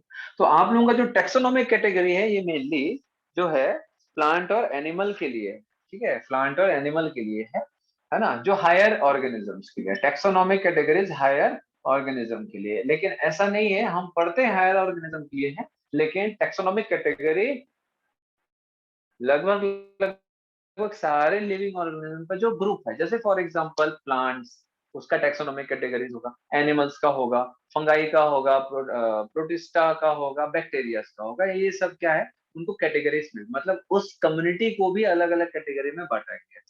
ये क्यों करते हैं? ऐसा नहीं है कि हम बदमाश, हम चीजों को समझने के लिए करते हैं कि अगर कोई एक स्पीशीज है, एक कैटेगरी है, तो उस कैटेगरी के कॉमन फीचर्स क्या है, देन उस कॉमन फीचर के अलावा उनमें और क्या क्या अलग अलग फीचर्स हैं, उनमें क्या क्या स्पेसिफिकेशन है, उसके हिसाब से हम उनको अलग अलग कैटेगरीज में डिवाइड करते हैं, ताकि हम सबको अलग तरीके से देख सकें, अलग तरीके से स्टडी कर सकें और सबको सही पूरा जान सकें। सबसे इंपॉर्टेंट तो इंसानों की जो आगे बढ़ने का जो एक सबसे बड़ा रीजन है, वो किसी चीज को जानने की इच्छा होती है, जो आप लोगों में कम हो गई है। ठीक है, ऐसा नहीं है कि इंसान नहीं है। हम अभी की जो जनरेशन है उनमें मैक्सिमम लोगों को कुछ नया जानने की, नया सीखने की और आगे सोचने की जो इच्छा है वो खत्म हो चुकी है या कम हो चुकी है। गलत बोल रहा हूँ बेटा? आप लोग कब, आप में से मैक्सिमम लोग कब 1 घंटा कुछ चीज के बारे में सोचे होंगे कि हम आगे ऐसा करेंगे, हमारा फ्यूचर ऐसा होगा, कि ये दुनिया में ऐसा क्यों हो रहा है, कोई चैप्टर पढ़ रहे हो तो ये ऐसा क्यों हो रहा है। सिर्फ हम क्या करते हैं, मैंने बोला आज पढ़ लेना, आज पढ़ लिए, तो उसके बाद फिर मोबाइल पकड़े या टीवी देखे या जो होमवर्क मिला है वो किए। लेकिन क्या कभी आप 15 मिनट भी कुछ चीज को सोचने के लिए या कोई इमेजिनेशन के लिए देते हो? नहीं देते। बताइए आप में से कितने लोग देते यस सर हैं? मैं मैक्सिमम लोग नहीं देते हैं, मैं बता रहा हूँ आपको। ठीक है, हाथ उठाएंगे भी तो कई लोग ऐसे झूठ फूट के हाथ उठा देंगे। मैक्सिमम लोग खुद को भी टाइम नहीं देते हैं, हम खुद नहीं सोचते हैं कि हम कहाँ हैं, हम कौन हैं, हम क्या कर रहे हैं, हम आगे क्या करना चाहते हैं, बस इतना भी नहीं सोचते हैं। लेकिन पहले वीडियो वीडियो, ऑफ हो गया। हाँ हाँ,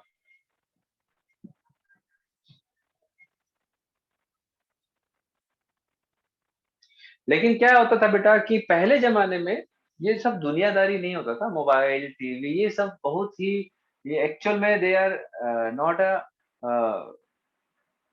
मैटर ऑफ एंटरटेनमेंट। ये सिंपली आपको फालतू चीजों में एंगेज करने का एक तरीका है, बस और कुछ नहीं। तो खुद को पहले लोग बहुत समय देते थे, चीजों को सोचते थे, तो उन्होंने सोचा हर एक चीज को स्टडी करने के लिए हमको हर एक चीज को कैटेगराइज करना पड़ेगा। ठीक है, तो हमको कैटेगरी वाइज में हमको बांट के फिर उसका डिटेल स्टडी करना है, इसीलिए टैक्सोनॉमिक कैटेगरीज का फॉर्मेशन हुआ। ठीक है, तो जैसे फॉर एग्जांपल अगर मैं एक बोलूं कि ह्यूमन बीइंग्स का, अगर मैं हायर ऑर्गेनिक लूं, मैं ह्यूमन बीइंग्स का एक छोटा सा एग्जांपल, ह्यूमन बीइंग्स का। ठीक है, तो अगर ह्यूमन बीइंग्स में अगर देखें, ठीक है, ह्यूमन बीइंग्स एनिमल्स में आते हैं कि नहीं आते हैं भाई? यस सर यस सर आते हैं। Yes, sir. बताओ भाई संजोगिता, हम एनिमल्स हैं कि नहीं है? Yes, sir. क्यों भाई विश्वा? यस सर हैं। जय जय, हम जानवर हैं क्या एनिमल्स हैं? Animals Yes, sir. तो अब एनिमल है कि जानवर है भाई बताओ? लक्की, हम एनिमल है कि जानवर है? प्रकृति, परमिंदर, यस सर सर जानवर नहीं है बट एनिमल के अंदर आता एनिमल है। है। जानवर है या एनिमल है हम? तो दोनों आस्था, सेम है ना? आस्था, सोचो कि हमको एनिमल, एनिमल का हिंदी वर्जन ही जानवर होता है। ठीक है, एनिमल को ही हिंदी में जानवर बोलते हैं। हम खुद को खराब लगने वाला जो वर्ड है, हम खुद को उसमें कभी कैटेगरी में नहीं करते। मतलब हम कितने सुपरफिशियल सोच, मतलब कितने सुपीरियर रहने वालों में से एक है, मतलब ह्यूमन बीइंग्स। मतलब मैं आपसे एक ही चीज पूछा, हम जानवर हैं एनिमल है, तो कायदे से दोनों का मतलब एक ही होता है। ठीक है, बट फिर भी हम सोफिस्टिकेटेड वर्ड्स पे जाते हैं, दैट इज एनिमल। ये सोफिस्टिकेटेड वर्ड है। जानवर इज बेहुदा वर्ड है, जानवर मतलब खराब चीज हो जाती है, ऐसा नहीं। ठीक है, तो ये यही से ह्यूमन नेचर का एक्चुअल में समझ आता है। ये बेटा ऐसा नहीं है, मैं 2-4 लोगों को नहीं बोल रहा हूँ, हम सभी की आदत है यही। ठीक है, हम सभी वैसे ही है, ह्यूमंस का एक नेचर है, बहुत सारी चीजें हैं। धीरे धीरे करके मैं आप लोगों को ह्यूमन साइकोलॉजी भी बताते जाऊंगा। एक्चुअल में ये नहीं बताऊंगा कि भैया, इसलिए नहीं बताऊंगा कि इंसान क्या होते हैं, बुरे होते हैं कि अच्छे होते हैं, इंसान अच्छे होते हैं, साइकोलॉजी का कुछ फायदा होता है, वो सब बताते जाऊंगा। तो ह्यूमन बीइंग्स जो है वो एक एनिमल्स ही है। ठीक है, लेकिन हम बाकी एनिमल से अलग कैसे हैं, तो इसके लिए भी एक ब्रॉड कैटेगरी रखा गया है। जैसे कि कैटेगरीज में क्या क्या आता है भैया, जैसे किंगडम, जैसे फॉर एग्जांपल किंगडम एनिमेलिया, मतलब एक किंगडम बना दिया गया है, एक राज्य जैसे होता है ना बेटा, अलग अलग राज्य होता है, एक ब्रॉड कैटेगरी जिसमें सारे एनिमल्स आ जाएंगे। एक ब्रॉड कैटेगरी जिसमें सारे एनिमल्स आ जाएंगे, ह्यूमन से लेकर के सांप, बिच्छू, ऑक्टोपस, स्नेल, ठीक है, अर्थवर्म सब आ जाते हैं, एक ब्रॉड कैटेगरी। लेकिन क्या हम अपने आप को सभी के साथ पे रखना पसंद करेंगे? नहीं करेंगे। तो फिर क्या किया गया, इस किंगडम को भी फिर सब डिवाइड किया गया। किसमें? इसको फिर से फाइलम। डिवाइड किया गया फाइलम में, ठीक है। फाइलम में, फाइलम जो होता है वो एनिमल्स को एक बोल सकते हैं बेटा सब मेजर कैटेगरीज में बांटे। एक तो हो गया किंगडम। किंगडम क्या है? एक बड़ा सा, मान के चलो एक बड़ा सा एक कैटेगरी है जिसमें सारे एनिमल्स आ जाते हैं, ठीक है। जैसे फॉर एग्जांपल एक बड़ा सा कैटेगरी है जिसमें सारे एनिमल्स आ जाते हैं। लेकिन भैया हम क्या सारे एनिमल के जैसे नहीं, तो हम क्या करेंगे, अपने आप को अलग करना चाहेंगे। तो हम अपने आप को अलग करेंगे तो बाकी ऑर्गेनिज्म को भी अलग करेंगे, बाकी एनिमल को भी। तो अब क्या किया गया है कि एनिमल्स की जो कैटेगरी है इसको भी सब डिवाइड किया गया है कुछ बड़े बड़े लार्ज सब कैटेगरीज में, दैट इज डिविजन्स में, जिसको हम बोलते हैं फाइलम। तो ये फाइलम्स हैं, ये फाइलम्स, ठीक है। तो अब फाइलम में हमारे जैसे हम मैमल्स में आते हैं, आगे हम पढ़ेंगे इसको डिटेल में, मैं अभी शॉर्ट में थोड़ा सा बता रहा हूँ, थोड़ा बहुत आगे भी याद रहेगा आपको, ठीक है, क्योंकि इसका पूरा डिटेल डिस्क्रिप्शन आगे पूरा चैप्टर की किंगडम एनिमेलिया में आएगा। तो अब फाइलम को भी कुछ कैटेगरीज में डिवाइड किया गया है। किसमें? क्लास। क्लास, ठीक है। तो क्लासेस अलग हैं, फिर क्लास को फिर से डिवाइड किया गया, इसको आपको याद रखना है नेक्स्ट क्लास। ऑर्डर, फिर ऑर्डर को भी सब डिवाइड किया गया है। किसमें? फैमिली। फैमिली। देन फैमिली को भी डिवाइड किया गया है। किसमें? जीनस। जीनस, ठीक है। देन जीनस को भी फिर, जीनस में भी बहुत सारे अलग अलग कैटेगरीज होते हैं जिसमें एक इंडिविजुअल कैटेगरी को रखा जाता है, जैसे ह्यूमन बीइंग, तो वो क्या होता है? स्पीशीज, है ना, एक स्पीशीज। क्लियर है? तो ये कुछ कैटेगरी है, ये एनिमल्स की category, kingdom, phylum, class, order, family, genus. तो ये सिर्फ एनिमल्स में नहीं आता है, ये प्लांट में भी आता है, जिसका भी किंगडम है, एक ब्रॉड कैटेगरी लाइक प्लांट्स, ठीक है। देन उसके बाद और क्या क्या क्या 5 टाइप के किंगडम पढ़ते हो आप लोग, 5 टाइप के किंगडम। किंगडम समझ आ गया ना? एक ब्रॉड कैटेगरी जिसमें एक जैसे ऑर्गेनिज्म को रखते हैं, जैसे फॉर एग्जांपल मैंने बताया अभी, क्या बताया? किंगडम एनिमेलिया, ये सर आप एनिमल। दिखाई नहीं दे रहे। मैं नहीं दिखाई दे रहा हूँ बेटा किसी को? सर दे रहे दिखाई दे रहे हो सर? दिखाई दे रहे हैं किसको सर। नहीं दिख रहा है बेटा? आस्था, आस्था, किसको नहीं दिखाई दे रहा हूँ बताओ ना बेटा। बस साउंड आ रही है। अच्छा, तो वीडियो पिन नहीं होगा। वीडियो पिन नहीं होगा? वीडियो पिन करो बेटा मेरा। वैसे मैं कर दिया हूँ तो सबको वही दिखेगा, मैं पिन कर दिया हूँ तो सबको वही दिखेगा। मैं पिन नहीं करता तो शायद आपका भी चेंज होता, मैं तो पिन करके रखा हूँ। आप एक बार वो करके करो, फिर से बंद करके चालू करो।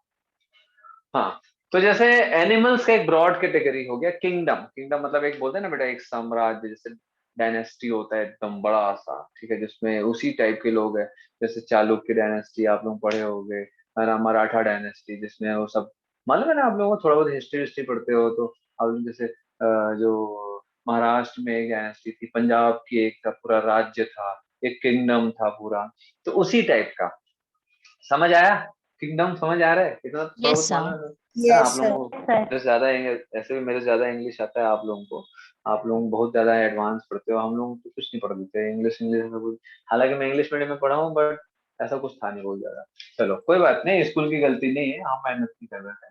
तो किंगडम प्लांटी, तो इसमें क्या आएगा बेटा? इसमें प्लांट्स के जो भी वेराइटीज हैं वो सब आएंगे, नहीं उसका फिर क्लासिफिकेशन होगा।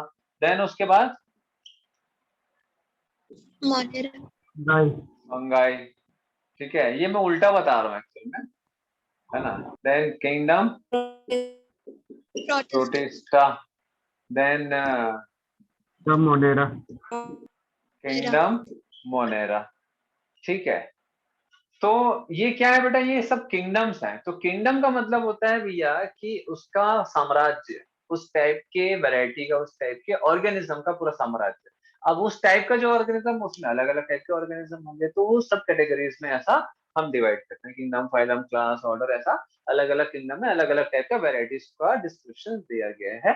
मेनली सबसे ज्यादा डिस्क्रिप्शन आपको जो पढ़ना है वो मेनली है एनिमेलिया में, प्लांट्स में बहुत ही कम, देन फंगाई में थोड़ा मीडियम है ना, प्रोटिस्टा में भी थोड़ा कम ही है, और मोनेरा में बहुत कम। तो मेनली जो आप ये पूरा ब्रॉड कैटेगरी पढ़ते हो पूरा, वो आप किंगडम एनिमेलिया में, थोड़ा बहुत इन दो बस, ठीक है, क्लियर है इतना? Yes, sir. Yes, sir. अब बाकी ना बेटा, हाँ बोलो। सर एक डाउट था सर, हाँ। किंगडम ह्यूमंस क्यों नहीं बना सर? ह्यूमन बींग्स तो पूरे अलग है ना एनिमल्स से।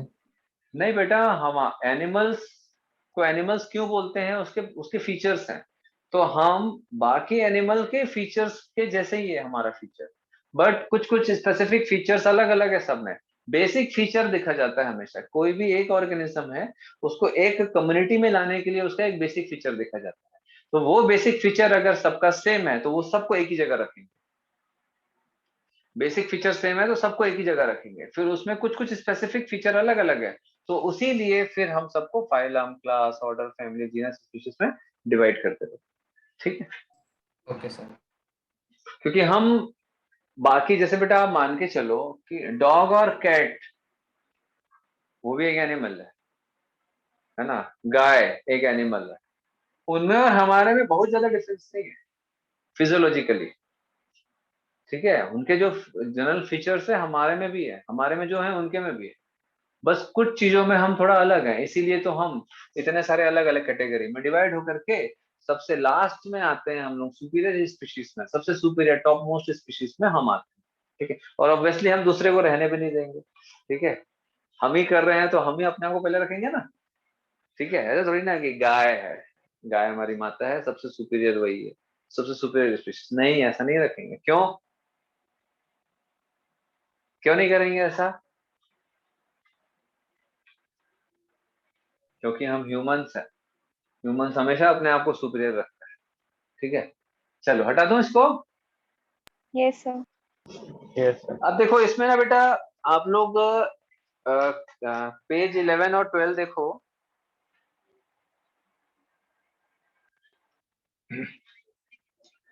बायोलॉजिकल क्लासिफिकेशन मतलब सिंपली, अब आप लोग इतना समझने के बाद, इतना डिस्कशन के बाद, आप लोगों को थोड़ा सा एक बेसिक नॉलेज हो गया होगा कि बायोलॉजिकल क्लासिफिकेशन में क्या होने वाला है। बताइए क्या होने वाला है, बताओ भाई चीनो, क्या होने वाला है बेटा चीनो?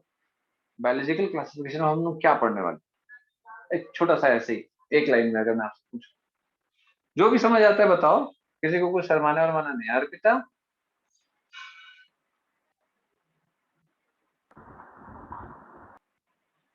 राशि, Sir, may I? The differences between organisms. मैं जिससे पूछ रहा बेटा आप लोग कोशिश करो ना, बाकी लोगों को बताने दो, बाकी लोगों को आदत हो गई है ना। मैं चाहता हूँ कि सबको आदत हो ऐसे फटाफट बोलने की, मुझे बहुत अच्छा लगता है, गलत भी आंसर देते हो तो भी अच्छा लगता है, ठीक है।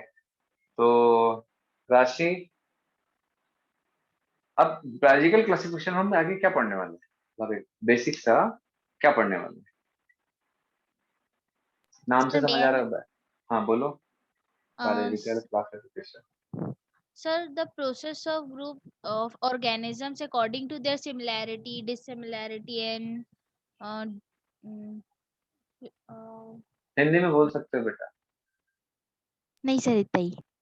अच्छा चलो, चलो तो आ, अच्छा, आप लोगों को हिंदी में पढ़ाता हूँ तो समझ तो आता है ना, कि कई लोगों हाँ को सर। नहीं आता है, Yes, कि sir, इंग्लिश आता में है। पढ़ाना पड़ेगा? Yes, sir. Yes, sir. आता है. यस सर ऐसा आता तो है। नहीं कि इंग्लिश में ही पूरा बताऊंगा तो no sir, Yes, sir, Hindi में हिंदी ही में बहुत ही बढ़िया। चलेगा। No, sir. ठीक है, हिंदी में नहीं आ रहा है ऐसा समझ में, कई लोगों को 89 का मतलब नहीं मालूम, 88 का मतलब नहीं मालूम, क्यों मालूम है? बताओ बेटा, ईशा, 89 मतलब कितना होता है बेटा इंग्लिश पर नहीं पता. सर ठीक है, इसीलिए मैं काउंटिंग्स नहीं पूछता हूँ। 30 तक आता है. 79. अच्छा सर 30 तक क्या? 30 तक आता है। 89 और 89 को क्या बोलते हैं मेरे को नहीं पता, बस 89 को 69, पता है कि पूरा पता है. 79. 89, 89, 90, 89 के बाद 90, 89 को बोलते हैं 89। ठीक है, मैं मजाक कर रहा हूँ, क्या है ना, आप आप लोग ऐसे नहीं पढ़ते हो, ठीक है। और मैं मजाक कर रहा हूँ, ऐसा नहीं है कि आप लोगों को नहीं आता है कुछ, ऐसा नहीं, ठीक है, मैं मजाक कर रहा हूँ। चलो, तो बायोलॉजिकल क्लासिफिकेशन में ऐसा हर क्लास में पूछता हूँ, और मैक्सिमम बच्चों को ना नहीं आता है। हिंदी में जो गिनती है, हिंदी के वर्ड्स बहुत सारे नहीं आते हैं, क्योंकि हम फेमिलियर नहीं है, सच बताऊं तो। घरों यस में भी आजकल जो पेरेंट्स हैं बहुत अच्छे, बढ़िया पढ़े लिखे सब सब हैं, बहुत सारे लोग घर में बचपन से बच्चों को इंग्लिश में बात करते हैं, बहुत अच्छे हैबिट्स डालते हैं। ऐसा नहीं है कि जिनके घर वाले लोग इंग्लिश बात नहीं करते हैं वो लोग अंडा तक डालते हैं, ऐसा नहीं, ठीक है। और सबका अपना अपना है। जैसे मेरे घर में बता, बिल्कुल कम पढ़े लिखे थे हमारे पेरेंट्स, तो इंग्लिश वर्ड तो हम बिल्कुल नहीं जानते थे, बट फिर भी हमको इंग्लिश मीडियम में पढ़ा है, सेक्रीफाइस किए, ठीक है। और बहुत नीचे से हम ऊपर की तरफ आगे आए, तो हम सब चीज को जानते हैं। ऐसा नहीं है कि आप लोग नहीं जानते हो। तो मैं एक सिंपली बताना चाह रहा हूँ कि लाइफ में कभी भी, मतलब पेरेंट्स को धोखा मत दो, कभी भी किसी भी चीज में धोखा नहीं दे, क्योंकि एक्चुअल में हम पेरेंट्स को जब धोखा देते हैं, एक्चुअल में हम खुद ही को ही धोखा देते हैं, याद रखिएगा। ये हो सकता है कि मेरी बात अभी नहीं समझ आ रही हो, बट आगे इन फ्यूचर ये चीजें आपको एकदम क्लैरिटी के साथ समझ आए, एकदम क्लैरिटी के साथ समझ आने वाला है कि यार इसका मतलब क्या था। हो सकता है अभी नहीं समझ आ रहा, नहीं समझ आ रहा है तो टेंशन मत लो, मत ही समझो, ठीक है। चलो, तो बायोलॉजिकल क्लासिफिकेशन में हम क्या करते हैं, जो भी बायोलॉजिकल लिविंग थिंग्स है, बायोलॉजिकल लिविंग ऑर्गेनिजम्स है, उनको हम अलग अलग कैटेगरी में क्या करेंगे बेटा, क्लासिफाई करेंगे। एकदम छोटा सा सिंपल सा मैं एक चीज में आपसे पूछूंगा, जैसे कि आप इस अर्थ में रहते हो, मैं आपको ये समझाना चाह रहा हूँ कि क्लासिफिकेशन करने का मेन मतलब क्या है, ठीक है, ये समझाना चाह रहा हूँ। जैसे आप इस अर्थ में रहते हो, ठीक है, आप इस अर्थ में रहते हो, अर्थ के किसी दूसरे हिस्से में एक, जो मान के चलो नॉर्थ पोल में, अंटार्कटिका में, ठीक है, आर्कटिक अंटार्कटिका में मान के चलो कि कोई एक पर्सन है जो आपसे पूछता है, चल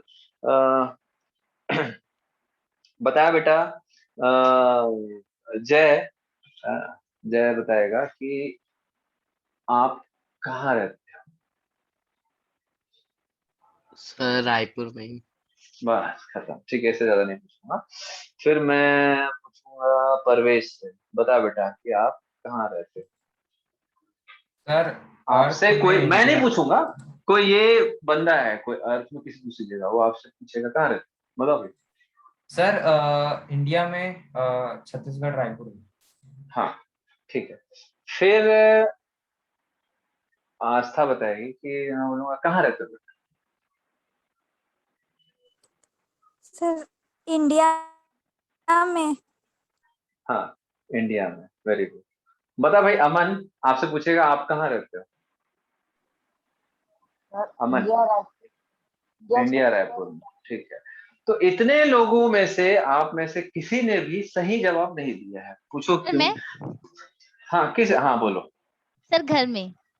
वेरी गुड, ठीक है, सरासर गलत जवाब, ठीक है। तो बेटा सभी लोग घर में रहते हैं, हम लोग जंगल में तो ना रहते हैं। चलो अब इधर देखो, चलो गलत जवाब वैसे सभी का है, इसको गलत नहीं बोलेंगे, इसको समझाने का मैं तरीका बता रहा हूँ। आप लोग गलत नहीं हो, आप अपने जगह सही हो, लेकिन क्लासिफिकेशन के हिसाब से आप गलत हो। कैसे कि भैया, ये बंदा आपसे पूछेगा कि भैया आपका नाम जो भी एक्स वाई जेड है, आपसे पूछेगा कहाँ रहते हो, तो एक बोलेगा हाँ, इंडिया, भारत, ठीक है। तो ये बेचारा भारत में कहाँ ढूंढेगा आपको, कहाँ ढूंढेगा। सर एशिया में। हाँ, एशिया तो बहुत बड़ा है, कहाँ ढूंढेगा बेटा एशिया में आके आपको। चाइना चला गया, जापान चला गया, मलेशिया चला गया है, तो फिर गया हो तो घूम जाएगा, वो तो जिंदगी जीवन बीत जाएगा उसका घूमते घूमते। फिर आप बोलोगे रायपुर में रहता हूँ, एक जन बोले रायपुर में, तो बेटा अब रायपुर सिर्फ छत्तीसगढ़ में नहीं है, और भी दूसरी जगह होता जैसे राजस्थान सर में। घर का एड्रेस दे हाँ। देंगे, वो आ जाएगा। है, ठीक है, ठीक है ना। तो अब कई लोग बोले सर मैं रायपुर छत्तीसगढ़ इंडिया में रहता हूँ, कहाँ ढूंढेगा भाई, ठीक है। देन दूसरी चीज, अब आप इतना बता भी दिए फिर भी आपके घर के पास नहीं आ पाएगा। फिर अगर आप उसका पूरा पोस्टल एड्रेस दोगे तो आपके घर आएगा। लेकिन अगर कोई एक दूसरे प्लेनेट में कोई एलियन है, वो आपको पूछेगा कहाँ रहते हो, तो बोलेगा रायपुर छत्तीसगढ़ 492001 मेरा पोस्टल एड्रेस है। तो बोलेगा भाई कौन से प्लेनेट में है, ये तो बता दे। समझ आ रहा बात, एलियन से बात ठीक है। कैसे करेंगे। अरे बेटा एग्जांपल बता, आप लोग ठीक है। मजाक भी नहीं समझते, ठीक है, तो वो कहाँ कैसे आएगा वो, ठीक है। तो एक्चुअल में क्लासिफिकेशन का मतलब ये है कि किसी भी ऑर्गेनिज्म को सही तरीके से सही लोकेशन के साथ समझने के लिए उसको अलग अलग डिफरेंट कैटेगरीज में डिवाइड करके रखा गया है, ताकि हम जब भी बोले कॉकरोच, तो कॉकरोच किस कैटेगरी में है, किस टाइप का ऑर्गेनिज्म है, हमको पूरा क्लेरिफिकेशन मिल सके, उसका पूरा पता मिल सके। एक्चुअल में क्लासिफिकेशन का मतलब होता है, बायोलॉजिकल क्लासिफिकेशन मतलब होता है किसी भी एक ऑर्गेनिज्म का एग्जैक्ट एड्रेस, कि वो किस कैटेगरी में। समझ आ रहा है आप लोगों को? Yes sir. ठीक है। Yes. तो Yes, sir. जैसे मैंने बोला ह्यूमन बींग, तो ह्यूमन बींग कहाँ रहते हैं, जैसे आप लोग बोले सर अर्थ में रहते हैं, वैसे ही एनिमल किंगडम में रहते हैं। फिर ह्यूमंस में बात करें बेटा, अर्थ में कहाँ पर, अर्थ में कहाँ पर, पूरे अर्थ में। कंटिनेंट, कंटिनेंट है ना भाई, कंटिनेंट है, एशिया में रहते हैं। अर्थ में कहाँ पर, बोले एशिया में रहते हैं। फिर उसके बाद जैसे अर्थ को मान लो किंगडम, ठीक है, एशिया को मान लो फाइलम, ठीक है, क्योंकि फाइलम्स बहुत ज्यादा नहीं होते हैं, ठीक है, किंगडम एक होता है, फाइलम्स कुछ होते हैं। देन उसके बाद एशिया में कहाँ रहते हो, इंडिया में रहते हैं, है ना, तो इसको फाइलम के बाद क्या आएगा, क्लास। क्लास। फिर उसके बाद इंडिया में कहाँ रहते हो, तो छत्तीसगढ़ में रहते हो। कोई छत्तीसगढ़ के बाहर के भी हैं क्या भाई? नहीं है, यस सर। ठीक है। कौन है भाई, सर मैं कहाँ रहते हो, सर मैं कहाँ सर रहते हो यूपी। बताओ? अच्छा वहीं रहते हो या फिर वहाँ पुश्तैनी मकान ऐसा है इसके बोल? यस सर, पुश्तैनी मकान है, रहते हैं छत्तीसगढ़। अरे यार तो हाँ, कहाँ रहते हो बेटा पुष्पा? हरियाणा। हरियाणा, तो वहीं के हो प्रॉपर कि वहाँ वो है पुश्तैनी मकान? चलो ठीक है, वेरी गुड। तो अब क्लास के बाद क्या आएगा, ऑर्डर। ऑर्डर। ऑर्डर। ऑर्डर। फिर उसके बाद छत्तीसगढ़ में कहाँ भैया, जैसे रायपुर ही ले लेते हैं, मैं रायपुर में रहता हूँ, मैं बता रहा हूँ। तो ऑर्डर के बाद फैमिली। फैमिली। फैमिली, ठीक है। देन उसके बाद रायपुर में कहाँ,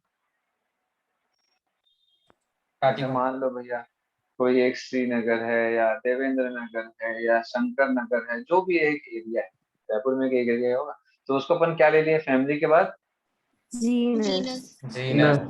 फिर उसके बाद शंकर नगर या देवेंद्र नगर, जो भी एक कॉलोनी में रहते होंगे, फॉर एग्जाम्पल कोई से भी XYZ कॉलोनी में रहते हो, ठीक सेक्टर।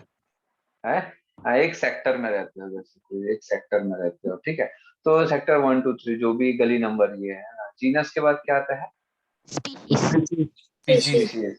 लेकिन अब मकान नंबर क्या है बेटा, अब कई लोग सर सर सर सर मैं बता रहा हूँ सर 12, ठीक है ना, तो ये 2490। हाँ, तो ये क्या है, स्पीशीज के बाद आता है सब स्पीशीज, स्पीशीज के बाद भी आता है सब स्पीशीज। जैसे हम आते हैं होमोसेपियंस स्पीशीज में, ठीक है, तो होमोसेपियंस में भी बहुत सारे ह्यूमंस हैं, अलग अलग कैटेगरी के ह्यूमंस, मतलब आदि मानव भी हैं होमोसेपियंस में। है तो मानव ना, आदि मतलब pre historic man and modern man, तो हम मॉडर्न मैन है, वो प्री हिस्टोरिक मैन है, आदि मानव बोलते हैं जिसको, प्री हिस्टोरिक मैन। तो है तो मानव, पुराने हो या नए हो, है तो मानव, that is species homo sapien. But हम उनसे अलग है, मॉडर्न मैन, तो हमारी सब स्पीशीज होगी होमोसेपियन सेपियंस। तो ये हमारा एग्जैक्ट पता है, हम यहाँ रहते हैं, यहाँ यहाँ यहाँ ऐसा, ये एग्जैक्ट एड्रेस होता है किसी एक ऑर्गेनिज्म का, ठीक है, चाहे प्लांट हो चाहे एनिमल। क्लियर हो रहा है, समझ आ रहा है क्लासिफिकेशन क्यों कर रहे हैं, क्या कर रहे हैं? Yes sir. ठीक है, यस यस सर। चलो तो अब इसके बाद इसको मैं हटा रहा हूँ, ये सिर्फ समझाने के लिए है कि एक्चुअल में क्लासिफाई क्यों किया गया, किसी को भी एड्रेस करने के लिए, भैया ये यहाँ पर पाया जाता है, ये इस कैटेगरी का। लेकिन शुरू में ऐसा नहीं हुआ था, शुरू में ऐसा नहीं हुआ था। तो शुरू में भाई हर समय के हिसाब से अंडरस्टैंडिंग बढ़ती है लोगों की, ठीक है, समय के हिसाब से हम चीजों को एक्सप्लोर करते हैं और समझते हैं, एक्सपेरिमेंट्स करते हैं, डिस्कवरीज करते हैं। तो वैसे ही शुरू में क्या हुआ कि टू किंगडम क्लासिफिकेशन हुआ, मतलब लिविंग बीइंग को, लिविंग ऑर्गेनिजम्स को या लिविंग बीइंग्स को दो कैटेगरी में डिवाइड किया गया। जैसे मैंने बताया आप लोगों को, एक प्लांट्स की कैटेगरी में रखे और दूसरा एनिमल्स की कैटेगरी में रखे। तो कितना किंगडम क्लासिफिकेशन हुआ, ये ये कितना किंगडम क्लासिफिकेशन हुआ? ये टू किंगडम क्लासिफिकेशन। ये टू किंगडम क्लासिफिकेशन कहलाता है, इसको बोलते हैं टू किंगडम क्लासिफिकेशन। भाई शुरू में नहीं समझ आया लोगों को, जो प्लांट के जैसे थे वो प्लांट में डाल दिए, जो एनिमल के जैसे थे वो उसको एनिमल्स में डाल दिए। क्लियर है? Yes. Yes sir. रुक जाओ, आप ज्वाइन करने दो।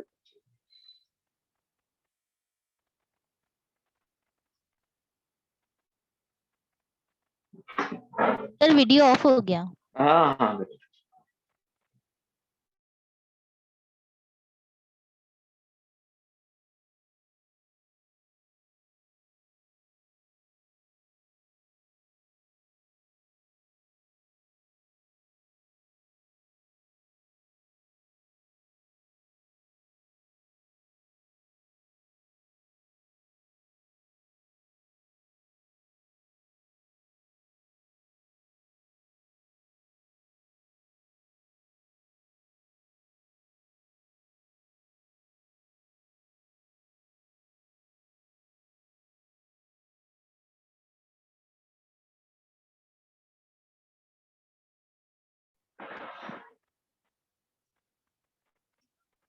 ठीक है, सब आ रहा है आवाज? Yes sir. Video? Yes sir. ठीक। चलिए, तो ये क्या हो गया बेटा हमारा टू किंगडम क्लासिफिकेशन। ठीक है, अब मुझे बताओ कि इसके बाद क्या आएगा? Three kingdom five classification. Three kingdom classification. Obviously three kingdom classification आएगा। ठीक है, लेकिन बेटा मैंने आप लोगों को भी प्लांट और एनिमल के अलावा और क्या क्या बताया? तीन और बताया। क्या क्या?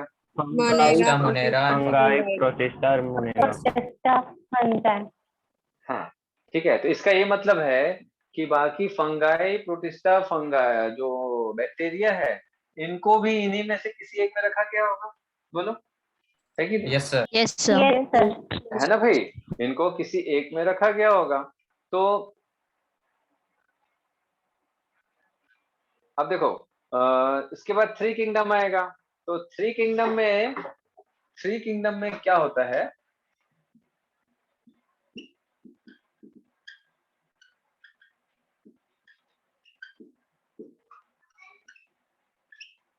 थ्री किंगडम में क्या होता है कि कुछ ऐसे यूनिसेलुलर ऑर्गेनिजम्स थे जो बिल्कुल ही अलग रखे गए, जो बिल्कुल ही अलग रखे गए। ठीक है, मतलब वो प्लांट के जैसे भी बिहेव करते थे, एनिमल के जैसे बिहेव करते थे, और कुछ अलग टाइप का भी बिहेव करते थे। ठीक है, तो फिर तीन किंगडम आया जिसमें से प्रोटिस्टा को अलग किया गया। प्रोटिस्टा को अलग, क्या बताऊंगा मैं आप लोगों को प्रोटिस्टा क्या होता है। देन उसके बाद फिर फोर किंगडम आया। ठीक है, मेन हमारा जो पढ़ने के लिए है वो है फाइव किंगडम।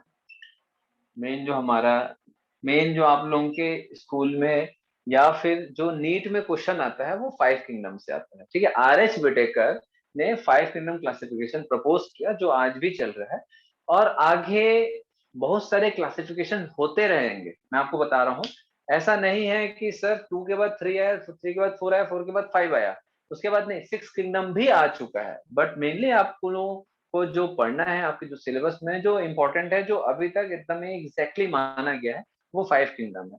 आगे भी बेटा बहुत सारे वेराइटीज आएंगे, क्लासिफिकेशंस होते रहेंगे। जैसे जैसे हम चीजों को समझते जाएंगे वैसे वैसे हम चीजों को क्लासिफाई करते जाएंगे, अलग अलग कैटेगरी में बांटते जाएंगे। हो सकता है कुछ नया भी ढूंढ ले हम लोग। अभी भी ये माना गया है कि हम दुनिया में बहुत सारे स्पीशीज को अभी तक नहीं खोज पाए। मेरा मालूम रहेगा तभी तो हम उसको कैटेगराइज करेंगे ना। तो बहुत सारे ऐसे स्पीशीज हैं पानी में या फिर जंगलों में जिसको हम अभी तक डिस्कवर नहीं कर पाए, डिस्कवर करना बाकी है। जब हम डिस्कवर करेंगे उन स्पीशीज को तो हम ये देखेंगे कि ये वो किस कैटेगरी में, पांच में से किस कैटेगरी में। ठीक है, चलो, तो मैं इसको हटा के फाइव किंगडम क्लासिफिकेशन को पहले मैं डिस्कस करूंगा। अब फाइव किंगडम का जो मेन बेसिस है वो क्या है ना? फाइव किंगडम क्लासिफिकेशन, तो इसमें क्या क्या देखते हैं बेटा कि उसका जो सेल है वो क्या है भैया, वो यूनिसेलुलर है, मल्टी सेलुलर है, ये देखेंगे।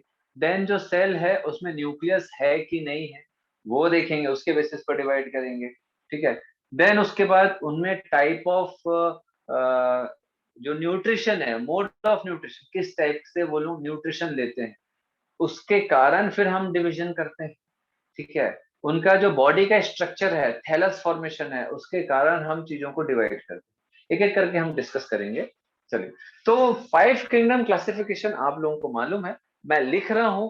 देन एक एक करके हम ये देखेंगे कि 5 किंगडम को बनाया किस किस फीचर्स के द्वारा है। ठीक है, चलो, तो सबसे पहले क्या आएगा बेटा? किंगडम, कौन बताएगा? मोनेरा। अमन, अमन बताएगा। अमन, सबसे पहले क्या आएगा? किंगडम, अमन।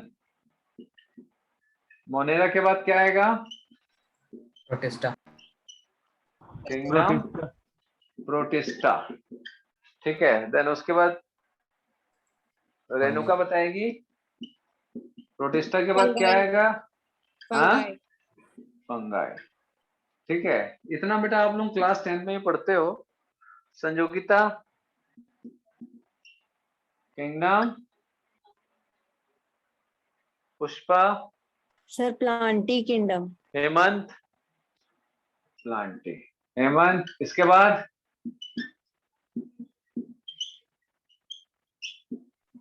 सर नहीं पता। मैं एनिमिलिया। मन की बात सुन लिया था, मैं इसलिए। ठीक, चलो, एनिमिलिया। तो आप देखो बेटा, जैसे मैंने बताया कि इस दुनिया में जितने भी ऑर्गेनिज्म है, जितने भी ऑर्गेनिज्म आप जानते हो, मशरूम खाते हो, चूहे बिल्ली, है ना, कुत्ते बिल्ली देखते हो, अर्थवॉर्म देखते हो, कीड़े मकोड़े देखते हो, कॉकरोच देखते हो, ठीक है, सांप बिच्छू देखते हो, फिश देखते हो, ऑक्टोपस देखते हो, ठीक है, या फिर पेड़ पौधे देखते हो। जो भी आप इस दुनिया में लिविंग ऑर्गेनिज्म जानते हो और जिसको आप नहीं देखते हो, किसको नहीं देखते हो? कौन से ऑर्गेनिज्म को नहीं देखते हो? Bacteria, fungi, protist. फंगाई को कैसे नहीं देखते हो बेटा? मशरूम तो खाते हो, घर में देखे होगे, या है ना, उगते हुए देखे होगे। Fungus, unicellular organism like bacteria and protista, इसको आप नहीं देखते हो। ठीक है, क्योंकि ये माइक्रोस्कोपिक होते हैं। तो जिसको भी आप देख सकते हो और जिसको आप नहीं देख सकते हो, सारे दुनिया के लिविंग ऑर्गेनिजम्स को 5 किंगडम में बांटा गया है, 5 कैटेगरीज में बांटा गया है। ठीक है, उनके अलग अलग फीचर्स के कारण। ठीक है, तो ये 5 आपका क्या है? फीचर्स हो गए। क्या क्या? सॉरी, 5 किंगडम हो गए जिसमें सारे दुनिया के ऑर्गेनिजम्स को रखा गया है। अब इसको इसको हम उनके फीचर्स के हिसाब से देखेंगे कि किसमें कौन कौन से फीचर्स पाए गए हैं। तो देखो बेटा, एक तो मैंने बताया कि यूनिसेलुलर और मल्टी सेलुलर, लेकिन यूनिसेलुलर भी 2 होते हैं। कौन कौन? मोनेरा और प्रोटिस्टा, ये दोनों जनरली यूनिसेलुलर होते हैं, है ना, यूनिसेलुलर होते हैं। ठीक है, लेकिन यूनिसेलुलर होते हुए भी इनको अलग अलग कैटेगरी में रखा गया है। कारण है बहुत बड़ा डिफरेंस। क्या? कि ये मोनेरा जो है, ये प्रोकैरियोट्स है, ये प्रोकैरियोट्स है, और जो प्रोटिस्टा है ये यूकैरियोट्स है। अब मैं जिससे पूछूंगा वो बताएंगे।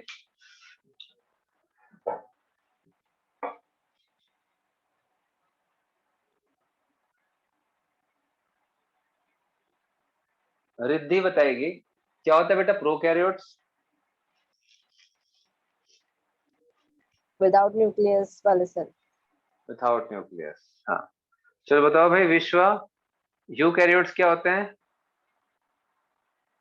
The cell in which a nucleus is present. हाँ, ट्रू न्यूक्लियस।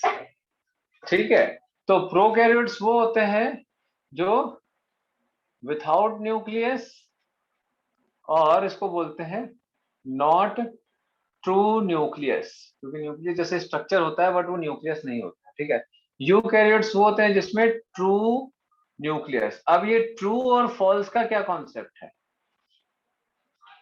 ट्रू न्यूक्लियस का मतलब क्या होता है परमिंदर? सर नहीं पता। हाँ, सर भी हरलीन। Nuclear membrane. हाँ, न्यूक्लियर मेम्ब्रेन।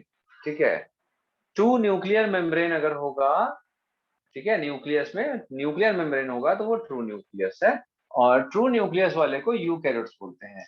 और ये बस यूकैरियोट नहीं है, फंगाई भी यूकैरियोट है। प्लांटी भी यूकैरियोट है और एनिमेलिया भी यूकैरियोट है। तो हम लोगों ने क्या देखा कि दो किंगडम यूनिसेलुलर है। यूनिसेलुलर मतलब सिंगल सेल वाले ऑर्गेनिज्म, मतलब एक ही सेल का एक ऑर्गेनिज्म होगा, ठीक है। एक सेल का हमारे बॉडी में कितने सेल हैं? ट्रिलियंस ऑफ सेल होते हैं, ट्रिलियंस, ठीक है। अरबों, 10 टू पावर ऑफ बोल सकते हैं बेटा 23, 24 नंबर ऑफ सेल्स होते हैं हमारी बॉडी में, ह्यूमन एडल्ट बॉडी में। ये सिंगल सेल का ऑर्गेनिज्म, हम मल्टी सेल के ऑर्गेनिज्म है, ठीक है। ये सिंगल सेल के ऑर्गेनिज्म है। सिंगल सेल में भी आपका प्रोकैरियोट और यूकैरियोट। तो ये यूनिसेलुलर प्रोकैरियोट, ये यूनिसेलुलर यूकैरियोटिक ऑर्गेनिज्म हो गया। तो ये हो गया न्यूक्लियस के बेसिस पर इनको डिवाइड करना। तो पहले में न्यूक्लियस नहीं है, बाकी सब में न्यूक्लियस है। तो बाकी सबको एक कैटेगरी में क्यों नहीं रखे? एक कैटेगरी में रख सकते हैं ना, ये एक कैटेगरी में रख सकते हैं क्योंकि ये यूकैरियोट है, ट्रू न्यूक्लियस वाला है। तो एक कैटेगरी में नहीं रख सकते, क्यों? क्योंकि भैया ये यूनिसेलुलर ऑर्गेनिज्म है और बाकी सब multi cellular multi cellular organism है ना। तो ये मल्टी सेलुलर ऑर्गेनिज्म, ये दोनों को मैंने लिखा यूनिसेलुलर, ठीक है, बाकी सब मल्टी सेलुलर ऑर्गेनिज्म। ध्यान से समझना मैं जो बता रहा हूँ, मल्टी सेलुलर ऑर्गेनिज्म। दूसरी चीज, तो बेटा अब हमने इसको अलग कर दिया, that is because of prokaryote. इसको अलग कर दिया, that is because of eukaryote but unicellular. यहां तक समझ आया? समझ आ रहा है? ठीक है। तो हम लोगों ने प्रोटिस्टा को मोनेरा को अलग किया क्योंकि ये यूनिसेलुलर प्रोकैरियोट है। प्रोटिस्टा को अलग किया बाकी से, दैट इज बिकॉज ऑफ ये यूनिसेलुलर। यूकैरियोट तो है बट ये यूनिसेलुलर, और बाकी तीन मल्टीसेलुलर। फिर तीसरी बात नहीं समझ आई कि ये तीनों जब मल्टी सेलुलर है और यूकैरियोट भी है, दैट इज मल्टी सेलुलर भी है और यूकैरियोट भी है, फिर तीनों को एक साथ क्यों रखें? फिर तीनों को एक साथ क्यों रखें? फिर यहाँ पर मोड ऑफ न्यूट्रिशन, फिर यहाँ एक सबसे इंपॉर्टेंट फीचर देखा जाता है इनका, मोड ऑफ न्यूट्रिशन। तीनों का मोड ऑफ न्यूट्रिशन बहुत अलग, ठीक है। तो यहाँ पर फिर मोड ऑफ न्यूट्रिशन के बेसिस पर इनको डिवाइड करेंगे according to mode of nutrition, ठीक है। पहला फंगाई का मोड ऑफ न्यूट्रिशन क्या होगा बेटा? मैं जैसे पूछूंगा बताएंगे। आयुष थंतरे, आयुष टी। बेटा मैं शॉर्ट में ही बोलूंगा, ठीक है। थोड़ा सा नहीं पता। मैं गलत सलत प्रोनाउंस करूं इससे मैं शॉर्ट में बोल दूं, ठीक है। किसी को नाम गलत गलत मजा नहीं आता है। हाँ, आयुष पाठक। हाँ बेटा, सेप्रोफाइटिक। सेप्रोफिटिक क्या होता है बेटा? जिससे पूछूंगा वही बताएंगे। भूमि बताएगी सेप्रोफाइट क्या होता है। Saprophytic mode of nutrition, saprophytic nutrition क्या होता है बेटा? क्लास 10 में पढ़ते हो? नहीं पता तो नहीं पता, कोई बात नहीं, या जो समझ आता है वो बता दो। सर दूसरे ऑर्गेनिज्म से न्यूट्रिशन लेना। ना बताओ आयुष टी। तो डेड और डिकम्पोजिंग मटेरियल जो होता है उनके ऊपर से डेड एंड डिकेइंग ऑर्गेनिज्म पे या डेड एंड डिकेइंग मैटर पे जो ग्रो करता है और उससे जो फूड लेता है, जैसे लकड़ी में आप देखोगे बेटा कि उसपे फंगस उगाता है, देखो मशरूम उगाता है लकड़ी में, ठीक है। फिर धीरे धीरे आप देखोगे कुछ समय बाद जिस जगह पे मशरूम उगा रहता है उस जगह की लकड़ी पूरी गलने लग जाती है, मतलब वो डिकम्पोज होता है। वो लकड़ी पे इसीलिए ग्रो कर पाते हैं क्योंकि वो लकड़ी क्या है, डेड है, डेड पार्ट है ना प्लांट का, ठीक है। और डिकेइंग है तो सड़ रहा है वो। अब डिकेइंग सिर्फ फंगस के कारण नहीं होता है, बैक्टीरिया के कारण भी होता है, प्रोटिस्टन के कारण भी होता है। तो जो डेड एंड डिकेइंग जो भी मैटर्स होते हैं उस पे जो ग्रो करते हैं उससे जो न्यूट्रिशन लेते हैं उस टाइप के न्यूट्रिशन को सेप्रोफिटिक न्यूट्रिशन। हाँ बोलो। ये आप अकॉर्डिंग टू के बाद क्या लिखे हैं?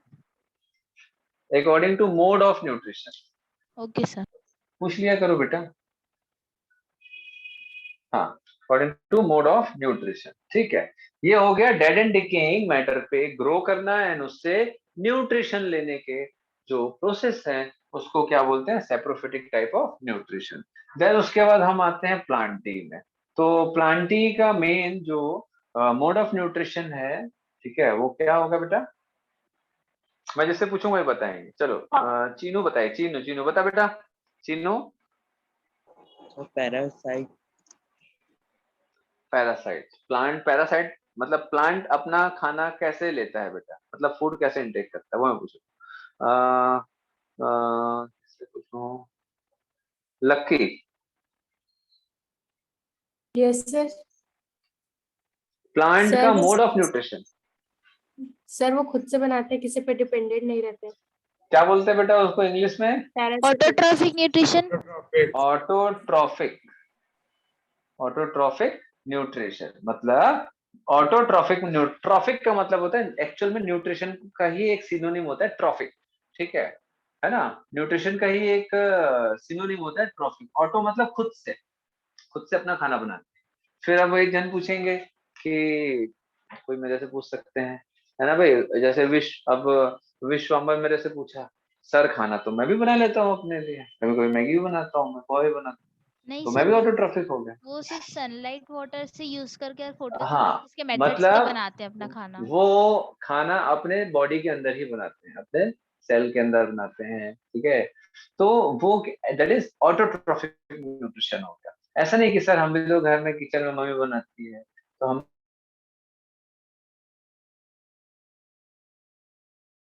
भी ऑटो प्रोडक्ट्स पे, एनिमल प्रोडक्ट्स पे हम डिपेंडेंट हैं। तो जब हम खुद खाना नहीं बना सकते और किसी दूसरे लिविंग स्ट्रक्चर्स पे डिपेंडेंट होंगे जैसे प्लांट और एनिमल्स, तो उस टाइप के न्यूट्रिशन को हम बोलते हैं हेटरोट्रॉफिक मोड ऑफ न्यूट्रिशन। तो जो एनिमेलिया है या जो एनिमल्स हैं उसमें जो मोड ऑफ न्यूट्रिशन है मतलब वो किस तरीके से खाना लेंगे, that is heterotrophic nutrition. Heterotrophic nutrition, heterotrophic nutrition.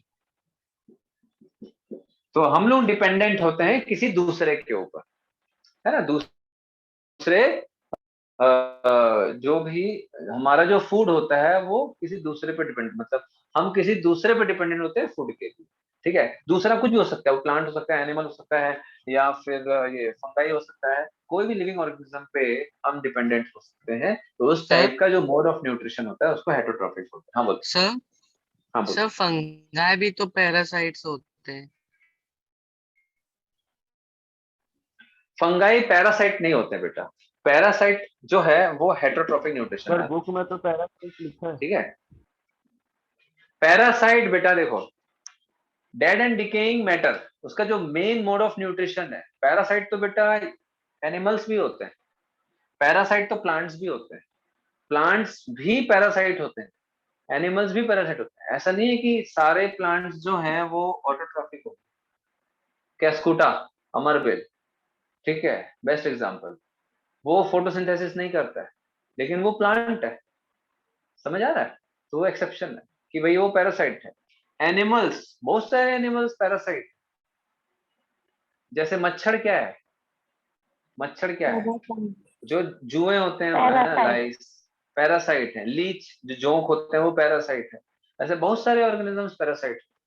और मोनेरा, मोनेरा में भी बहुत सारे पैरासाइट होते हैं। और प्रोटिस्टा, प्रोटिस्टा में भी पैरासाइट होते हैं। सिर्फ ये ऐसा थोड़ी ना है कि ये पैरासाइट ये है, पैरासाइट तो प्रोटिस्टा भी होता है, पैरासाइट तो मोनेरा भी होता है। आप लोगों को इन्फेक्शन होता है बैक्टीरिया का, फीवर वीवर आता है कभी, सभी को आता है। Yes sir. तो हम लोगों को एंटीबायोटिक्स दिया जाता है, दवाइयां दी जाती है, क्यों? हमारी बॉडी में पैरासाइट चला गया, that is parasitic mode of nutrition कर रहा है। कौन? Bacteria, bacteria parasitic mode of nutrition भी करते हैं। देन उसके बाद आते हैं प्रोटिस्टा, प्रोटिस्टा जैसे लूज मोशन होता है कभी कभी, डायरिया, डिसेंट्री, हर किसी को लाइफ में कभी ना कभी होता है, ठीक है। लूज मोशन हो रहा है तो उसके लिए रेस्पॉन्सिबल कौन? प्रोटिस्टा में अमीबा, अमीबा सुने होगे आप लोगों ने, पढ़ा होगा ना क्लास 10 में पढ़ते हैं अमीबा का reproduction, yes sir. Binary fusion के थ्रू रिप्रोडक्शन। तो अमीबा क्या है? Amoeba is a protista, amoeba protista में आता है, किंगडम प्रोटिस्टा में आता है, वो भी पैरासाइट होता है हमारी बॉडी में। नुकसान पहुंचाता है। तीसरा कि मलेरिया होता है, मलेरिया, Yes, sir. मलेरिया मालूम है Yes, होता है? sir. Yes, sir. किसके कारण होता है मलेरिया? Plasmodium. मच्छर के कारण मलेरिया नहीं होता है। मच्छर के काटने से मच्छर के बॉडी में जो प्लाज्मोडियम होता है वो हमारी बॉडी में एज अ पैरासाइट रहता है। तो वो पैरासाइट हो गया ना हमारी बॉडी में, हमारा न्यूट्रिशन ले रहा है, हमसे न्यूट्रिशन ले रहा है, हमारी बॉडी में रह के और हमको नुकसान पहुंचा, that is parasite, that is parasitic mode of nutrition. ये पैरासाइट हो गया। तो हमारी बॉडी में मलेरिया का एक पैरासाइट होता है, उसको प्लाज्मोडियम बोलते हैं। वो प्लाज्मोडियम कौन से किंगडम में आता है? Kingdom protista. प्रोटिस्टा में आता है। तो बेटा पैरासाइट तो हर एक किंगडम में, हर एक किंगडम का मोड हो सकता है वो, ठीक है? सर समझ आ रहा है? फंगाई के सर Clear है? फंगाई के फर्स्ट लाइन पे ही लिखा है सर कि वो हेटेरोट्रॉफिक ऑर्गेनिजम्स है। बिल्कुल। हेटेरोट्रॉफिक का मतलब क्या होता है बेटा? हेटेरोट्रॉफिक का मतलब क्या होता है? जो खुद खाना नहीं बना सकते। हम भी, ये भी हेटेरोट्रॉफिक है। सेप्रोफिटिक भी एक टाइप का हेटेरोट्रॉफिक है। मोनेरा के कुछ बैक्टीरिया खुद खाना नहीं बनाते, कुछ अपना खाना बनाते हैं, वो भी हेटेरोट्रॉफिक होते हैं। मोनेरा भी हेटेरोट्रॉफिक होता है। Maximum mode of nutrition is heterotrophic. Protista भी हेटेरोट्रॉफिक मोड ऑफ न्यूट्रिशन अपनाता है। फंगाई भी हेटेरोट्रॉफिक मोड ऑफ न्यूट्रिशन अपनाता है। एनिमेलिया भी मोड ऑफ न्यूट्रिशन के हेटेरोट्रॉफिक। तो हेटेरोट्रॉफिक एक जनरल टर्म है जो किसी दूसरे से, लेकिन हेटेरोट्रॉफिक में फिर कैटेगरीज आगे हम पढ़ेंगे इसको, ठीक है? हेटेरोट्रॉफिक की भी अलग अलग जनरल कैटेगरीज है। आप लोग क्लास 10th में नहीं पढ़े होंगे इसको। हेटेरोट्रॉफिक में भी अलग अलग कैटेगरीज है बेटा। Parasitic, Yes, sir. 3 saprotrophic, types. Yes, sir. ठीक है? पढ़े हैं ना आप लोग? Yes, sir. 3 types of तो वो क्या है बेटा? separation. उसके अंदर ही आता है ये। लेकिन स्पेसिफिक को देखते हैं हम लोग। फंगाई हेटेरोट्रॉफिक है बट सेप्रोफाइट। किस टाइप का? सेप्रोफिटिक टाइप ऑफ न्यूट्रिशन है ये। भले इसके अंदर आता है बट ये सेप्रोफिटिक। सेप्रोफिटिक का जनरल मतलब होता है डेड एंड डिकेइंग ऑर्गेनिज्म पे फीड करना या डेड एंड डिकेइंग मैटर पे ग्रो करना, उससे न्यूट्रिशन लेना। जब मैं पढ़ाऊंगा ना ये कि फंगाई का न्यूट्रिशन कैसे लिया जाता है, तो भैया क्या हुआ? क्या ये खुद खाना बना रहा है क्या? बोलो। No sir. जब अगर वो खुद खाना नहीं बना रहा है तो फिर किस टाइप का न्यूट्रिशन कर रहा है? हेटेरोट्रॉफिक। हेटेरोट्रॉफिक। Heterotrophic. दो ही टाइप का होता है, एक ऑटोट्रॉफिक और एक हेटेरोट्रॉफिक। बात खत्म। Yes, sir. एक ऑटोट्रॉफिक और एक हेटेरोट्रॉफिक। ऑटोट्रॉफिक के भी बहुत सारे अलग अलग वैरायटी होता है, कीमोटोट्रॉफिक, ठीक है, फोटोट्रॉफिक, आगे पढ़ेंगे। और हेटेरोट्रॉफिक के भी बहुत सारे अलग अलग वैरायटी। तो कौन सा वैरायटी स्पेसिफिक है कौन से किंगडम में, वो उसका mode of nutrition Yes, mainly. sir. Yes, sir. समझ आया? Yes, yes sir. Sir. Yes, sir. Clear है? Yes. Yes, Sir. sir. ठीक है? क्लियर हो रहा है? Yes, sir. कंफ्यूज नहीं होना कि ये क्या है। अब आप लोगों ने सर सिम्बायोसिस क्या होता है, म्यूचुअलिज्म, ये सब क्या है? सब हेटेरोट्रॉफिक। जो खुद का खाना नहीं बना सब हेटेरोट्रॉफिक। बात खत्म। तो उसके अंदर आपको देखना है कि स्पेसिफिकली वो कौन सा टाइप का हेटेरोट्रॉफिक मोड ऑफ न्यूट्रिशन कर रहा है, ठीक है? उसके हिसाब से उसको कैटेगराइज। क्लियर है? तो हम लोगों ने क्या क्या देख लिया कि 5 किंगडम क्लासिफिकेशन ये है। मोनेरा को अलग रखा गया क्योंकि भैया उसमें सारे बैक्टीरिया सर, आते आप हैं। फर्स्ट और सेकंड का प्रोकैरियोट नहीं बताया। यूनिसेलुलर है। क्या चीज मोड ऑफ न्यूट्रिशन बताया तो बेटा? अभी तो बताया हेटेरोट्रॉफिक है बेटा। नहीं भी बताऊंगा तो भी आपको क्या समझना है? जो ऑटोट्रॉफिक नहीं है सब हेटेरोट्रॉफिक है। अभी इसमें पढ़ेंगे ना बेटा इसका, ये सब हेटेरोट्रॉफिक मोड ऑफ न्यूट्रिशन ही करते हैं। एक ही है बस ऑटोट्रॉफिक करेगा, कौन? प्लांटी। लेकिन बैक्टीरिया में भी कुछ बैक्टीरिया ऑटोट्रॉफिक करते हैं। तो इसमें ऑटोट्रॉफिक हेटेरोट्रॉफिक दोनों आएगा। बेटा आप लोग अभी इसका बेसिक फीचर पढ़ रहे हो, अभी इसके अंदर का पूरा पोथा पुराण बचा है। Yes, समझ आ रहा sir. है? अभी यस इसके सर। अंदर का पूरा बचा है। अभी आप लोग घुसो तो कहीं तब सब समझ आएगा कि इतने डिफरेंसेस आएंगे, अभी इतना सिमिलैरिटी डिसिमिलैरिटी आएगा कि अभी आप लोग सबको याद रखना है। अभी तो मैं आप लोगों को एकदम सुपरफिशियल बेसिक बेसिक बता रहा हूँ। अभी इसके अंदर घुसोगे तब समझ आएगा। ये हेटेरोट्रॉफिक का मतलब सिर्फ हेटेरोट्रॉफिक नहीं है। इसके अंदर आप सबको एक एक एग्जाम्पल के साथ आपको याद रखना पड़ेगा कि किसका क्या है मोड ऑफ न्यूट्रिशन। अभी तो आप लोग बस ऊपर ऊपर देख रहे हो, ठीक है? समझ आ रहा है? अब Yes, देखो, sir. अब इसमें मैं एक चीज और क्लियर करूंगा कि किंगडम मोनेरा में मेनली हम लोग जो पढ़ते हैं ऑल आर बैक्टीरिया। आप लोग बैक्टीरिया सुने होंगे, Yes, sir. Yes, है ना? sir. बैक्टीरिया Yes, आपके sir. हाथों में बैक्टीरिया है, हर जगह बैक्टीरिया है, इस दुनिया में हर जगह बैक्टीरिया होता है, कॉस्मोपॉलिटन होता है, ठीक है। फंगाई आप लोगों को मालूम है, मशरूम खाते हैं या देखे हैं, फंगस देखे हैं, ब्रेड में फंगस हो जाता है, सब्जी खाने में फंगस हो जाता है। आप लोग देखे, फफूद बोलते हैं हिंदी में जिसको, घर में, ठीक है, आप लोग देखे होंगे। तो ये हो गया, फंगस हो गया। तो जितने फंगस वाले हैं, मशरूम है, सब इसमें आ गए। प्लांटी जितने भी प्लांट्स है सब इसमें डाल दिए, जितने एनिमल है इसमें डाल दिए। इसमें क्या रहता है ये समझ नहीं आ रहा, इसमें क्या रहता है?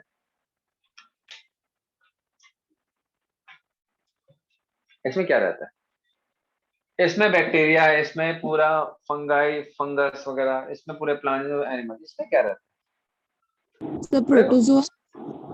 प्रोटोजोआ तो एक किंगडम है बेटा, उसके अंदर कौन से ऑर्गेनिज्म? जैसे किंगडम मोनेरा, मोनेरा एक किंगडम है, उसमें कौन से ऑर्गेनिज्म है बोले तो मेनली बैक्टीरिया, इसमें मेनली फंगस, इसमें मेनली प्लांट्स, इसमें मेनली एनिमल, मेनली क्या एनिमल्स ही है पूरा। सर इसमें क्या है? बैक्टीरिया के अलावा जो ऑर्गेनिज्म होता है तो यूकैरियोट, देखो, हाँ देखो क्या है कि हाँ? जब किंगडम का क्लासिफिकेशन हो रहा था तो एक्चुअल में इसका कोई अस्तित्व नहीं था, मतलब इसका कोई क्या बोलते हैं इंग्लिश में? Place नहीं था? प्लेस, और क्या बोलते हैं? कुछ वर्ड है, एग्जिस्टेंस। एग्जिस्टेंस नहीं था, ठीक है। तो इसका कोई एग्जिस्टेंस नहीं था, ठीक है। तो ये तो यूनिसेलुलर ऑर्गेनिज्म पूरा इसमें डाल दिया। अब जो प्लांट्स जैसे दिखते थे वो सब इसमें, प्लांट के फीचर्स लाइक फोटोसिंथेसिस, फंगस जैसे जो थे उसके जो फीचर्स थे, सेप्रोफिटिक मोड ऑफ न्यूट्रिशन, उसको इसमें डाल दिए। एनिमल्स के जैसे जो भी फीचर्स थे, ठीक है, उसको एनिमल लाइक न्यूट्रिशन बोलते हैं, आगे पढ़ेंगे, उसका भी अलग टाइप का होता है, उसको इसमें डाल दिए। लेकिन मैंने आपको बताया कि भैया ये सब मल्टी सेलुलर है, फंगाई, प्लांटी, एनिमलिया, इसमें कुछ एक्सेप्शन है, ईस्ट वगैरह, ठीक है। तो जितने भी ये सब मल्टी सेलुलर ऑर्गेनिज्म का किंगडम, लेकिन इन सभी किंगडम में कुछ ऐसे ऑर्गेनिज्म थे जो यूनिसेलुलर थे, जो इसके जैसा, इसके जैसा और इसके जैसा दिखते थे, अपीयरेंस में थे, फीचर्स में थे, ठीक है, लेकिन सभी के सभी यूनिसेलुलर थे। दूसरी चीज कि वो फंगाई, प्लांटी, एनिमेलिया जैसे तो थे, लेकिन complete fungi, complete Plantae, complete animals नहीं थे, वो चेंज होते रहते थे। एनिमल के जैसे हैं तो कभी दूसरा मोड अपना लेंगे, प्लांट के जैसे कभी दूसरा मोड अपना लेंगे, फंगाई के जैसे कभी वो अपना मोड ही चेंज कर दे, न्यूट्रिशन या रिप्रोडक्शन या जो भी, ठीक है, आगे हम पूरा डिटेल में देखेंगे। तो फिर जो टेक्सोनोमिस्ट लोग जो होते हैं, जो कैटेगराइज करते हैं, साइंटिस्ट जो होते हैं, उन्होंने क्या किया, ऐसे सिंगल सेल फंगाई जो फंगाई जैसे थे लेकिन यूनिसेलुलर थे, लेकिन कंप्लीट फंगाई जैसे नहीं थे, unicellular fungi but not complete fungi, उसको निकाला यहां से, बोले मल्टी सेलुलर को रहने। देन ऐसे यूनिसेलुलर प्लांटी जो प्लांट्स के जैसे थे, तो प्लांट के जैसे होने के लिए उनको फोटोसिंथेसिस करना पड़ेगा, ऑब्वियसली करते थे, तो प्लांट के जैसे थे लेकिन यूनिसेलुलर बट कंप्लीट प्लांट नहीं थे। कुछ ऐसे ऑर्गेनिज्म यूनिसेलुलर थे, प्लांट एनिमल के जैसे थे, यूनिसेलुलर एनिमल के जैसे थे, बट कंप्लीट एनिमल के फीचर्स भी नहीं थे। तो ये जो इनकम्प्लीट वाले जितने भी यूनिसेलुलर ऑर्गेनिज्म थे, दो रीजन से हटाया गया मेनली। एक तो वो यूनिसेलुलर थे, बाकी सब मल्टीसेलुलर है। दूसरा जो सबसे बड़ा रीजन था वो कंप्लीट फंगाई, प्लांट या एनिमल नहीं थे। तो इन तीनों जगह से यूनिसेलुलर, प्लांट, फंगाई, एनिमल्स को निकाला गया और एक नया किंगडम में डाला गया, that is unicellular kingdom but eukaryote, ठीक है, किंगडम प्रोटिस्टा।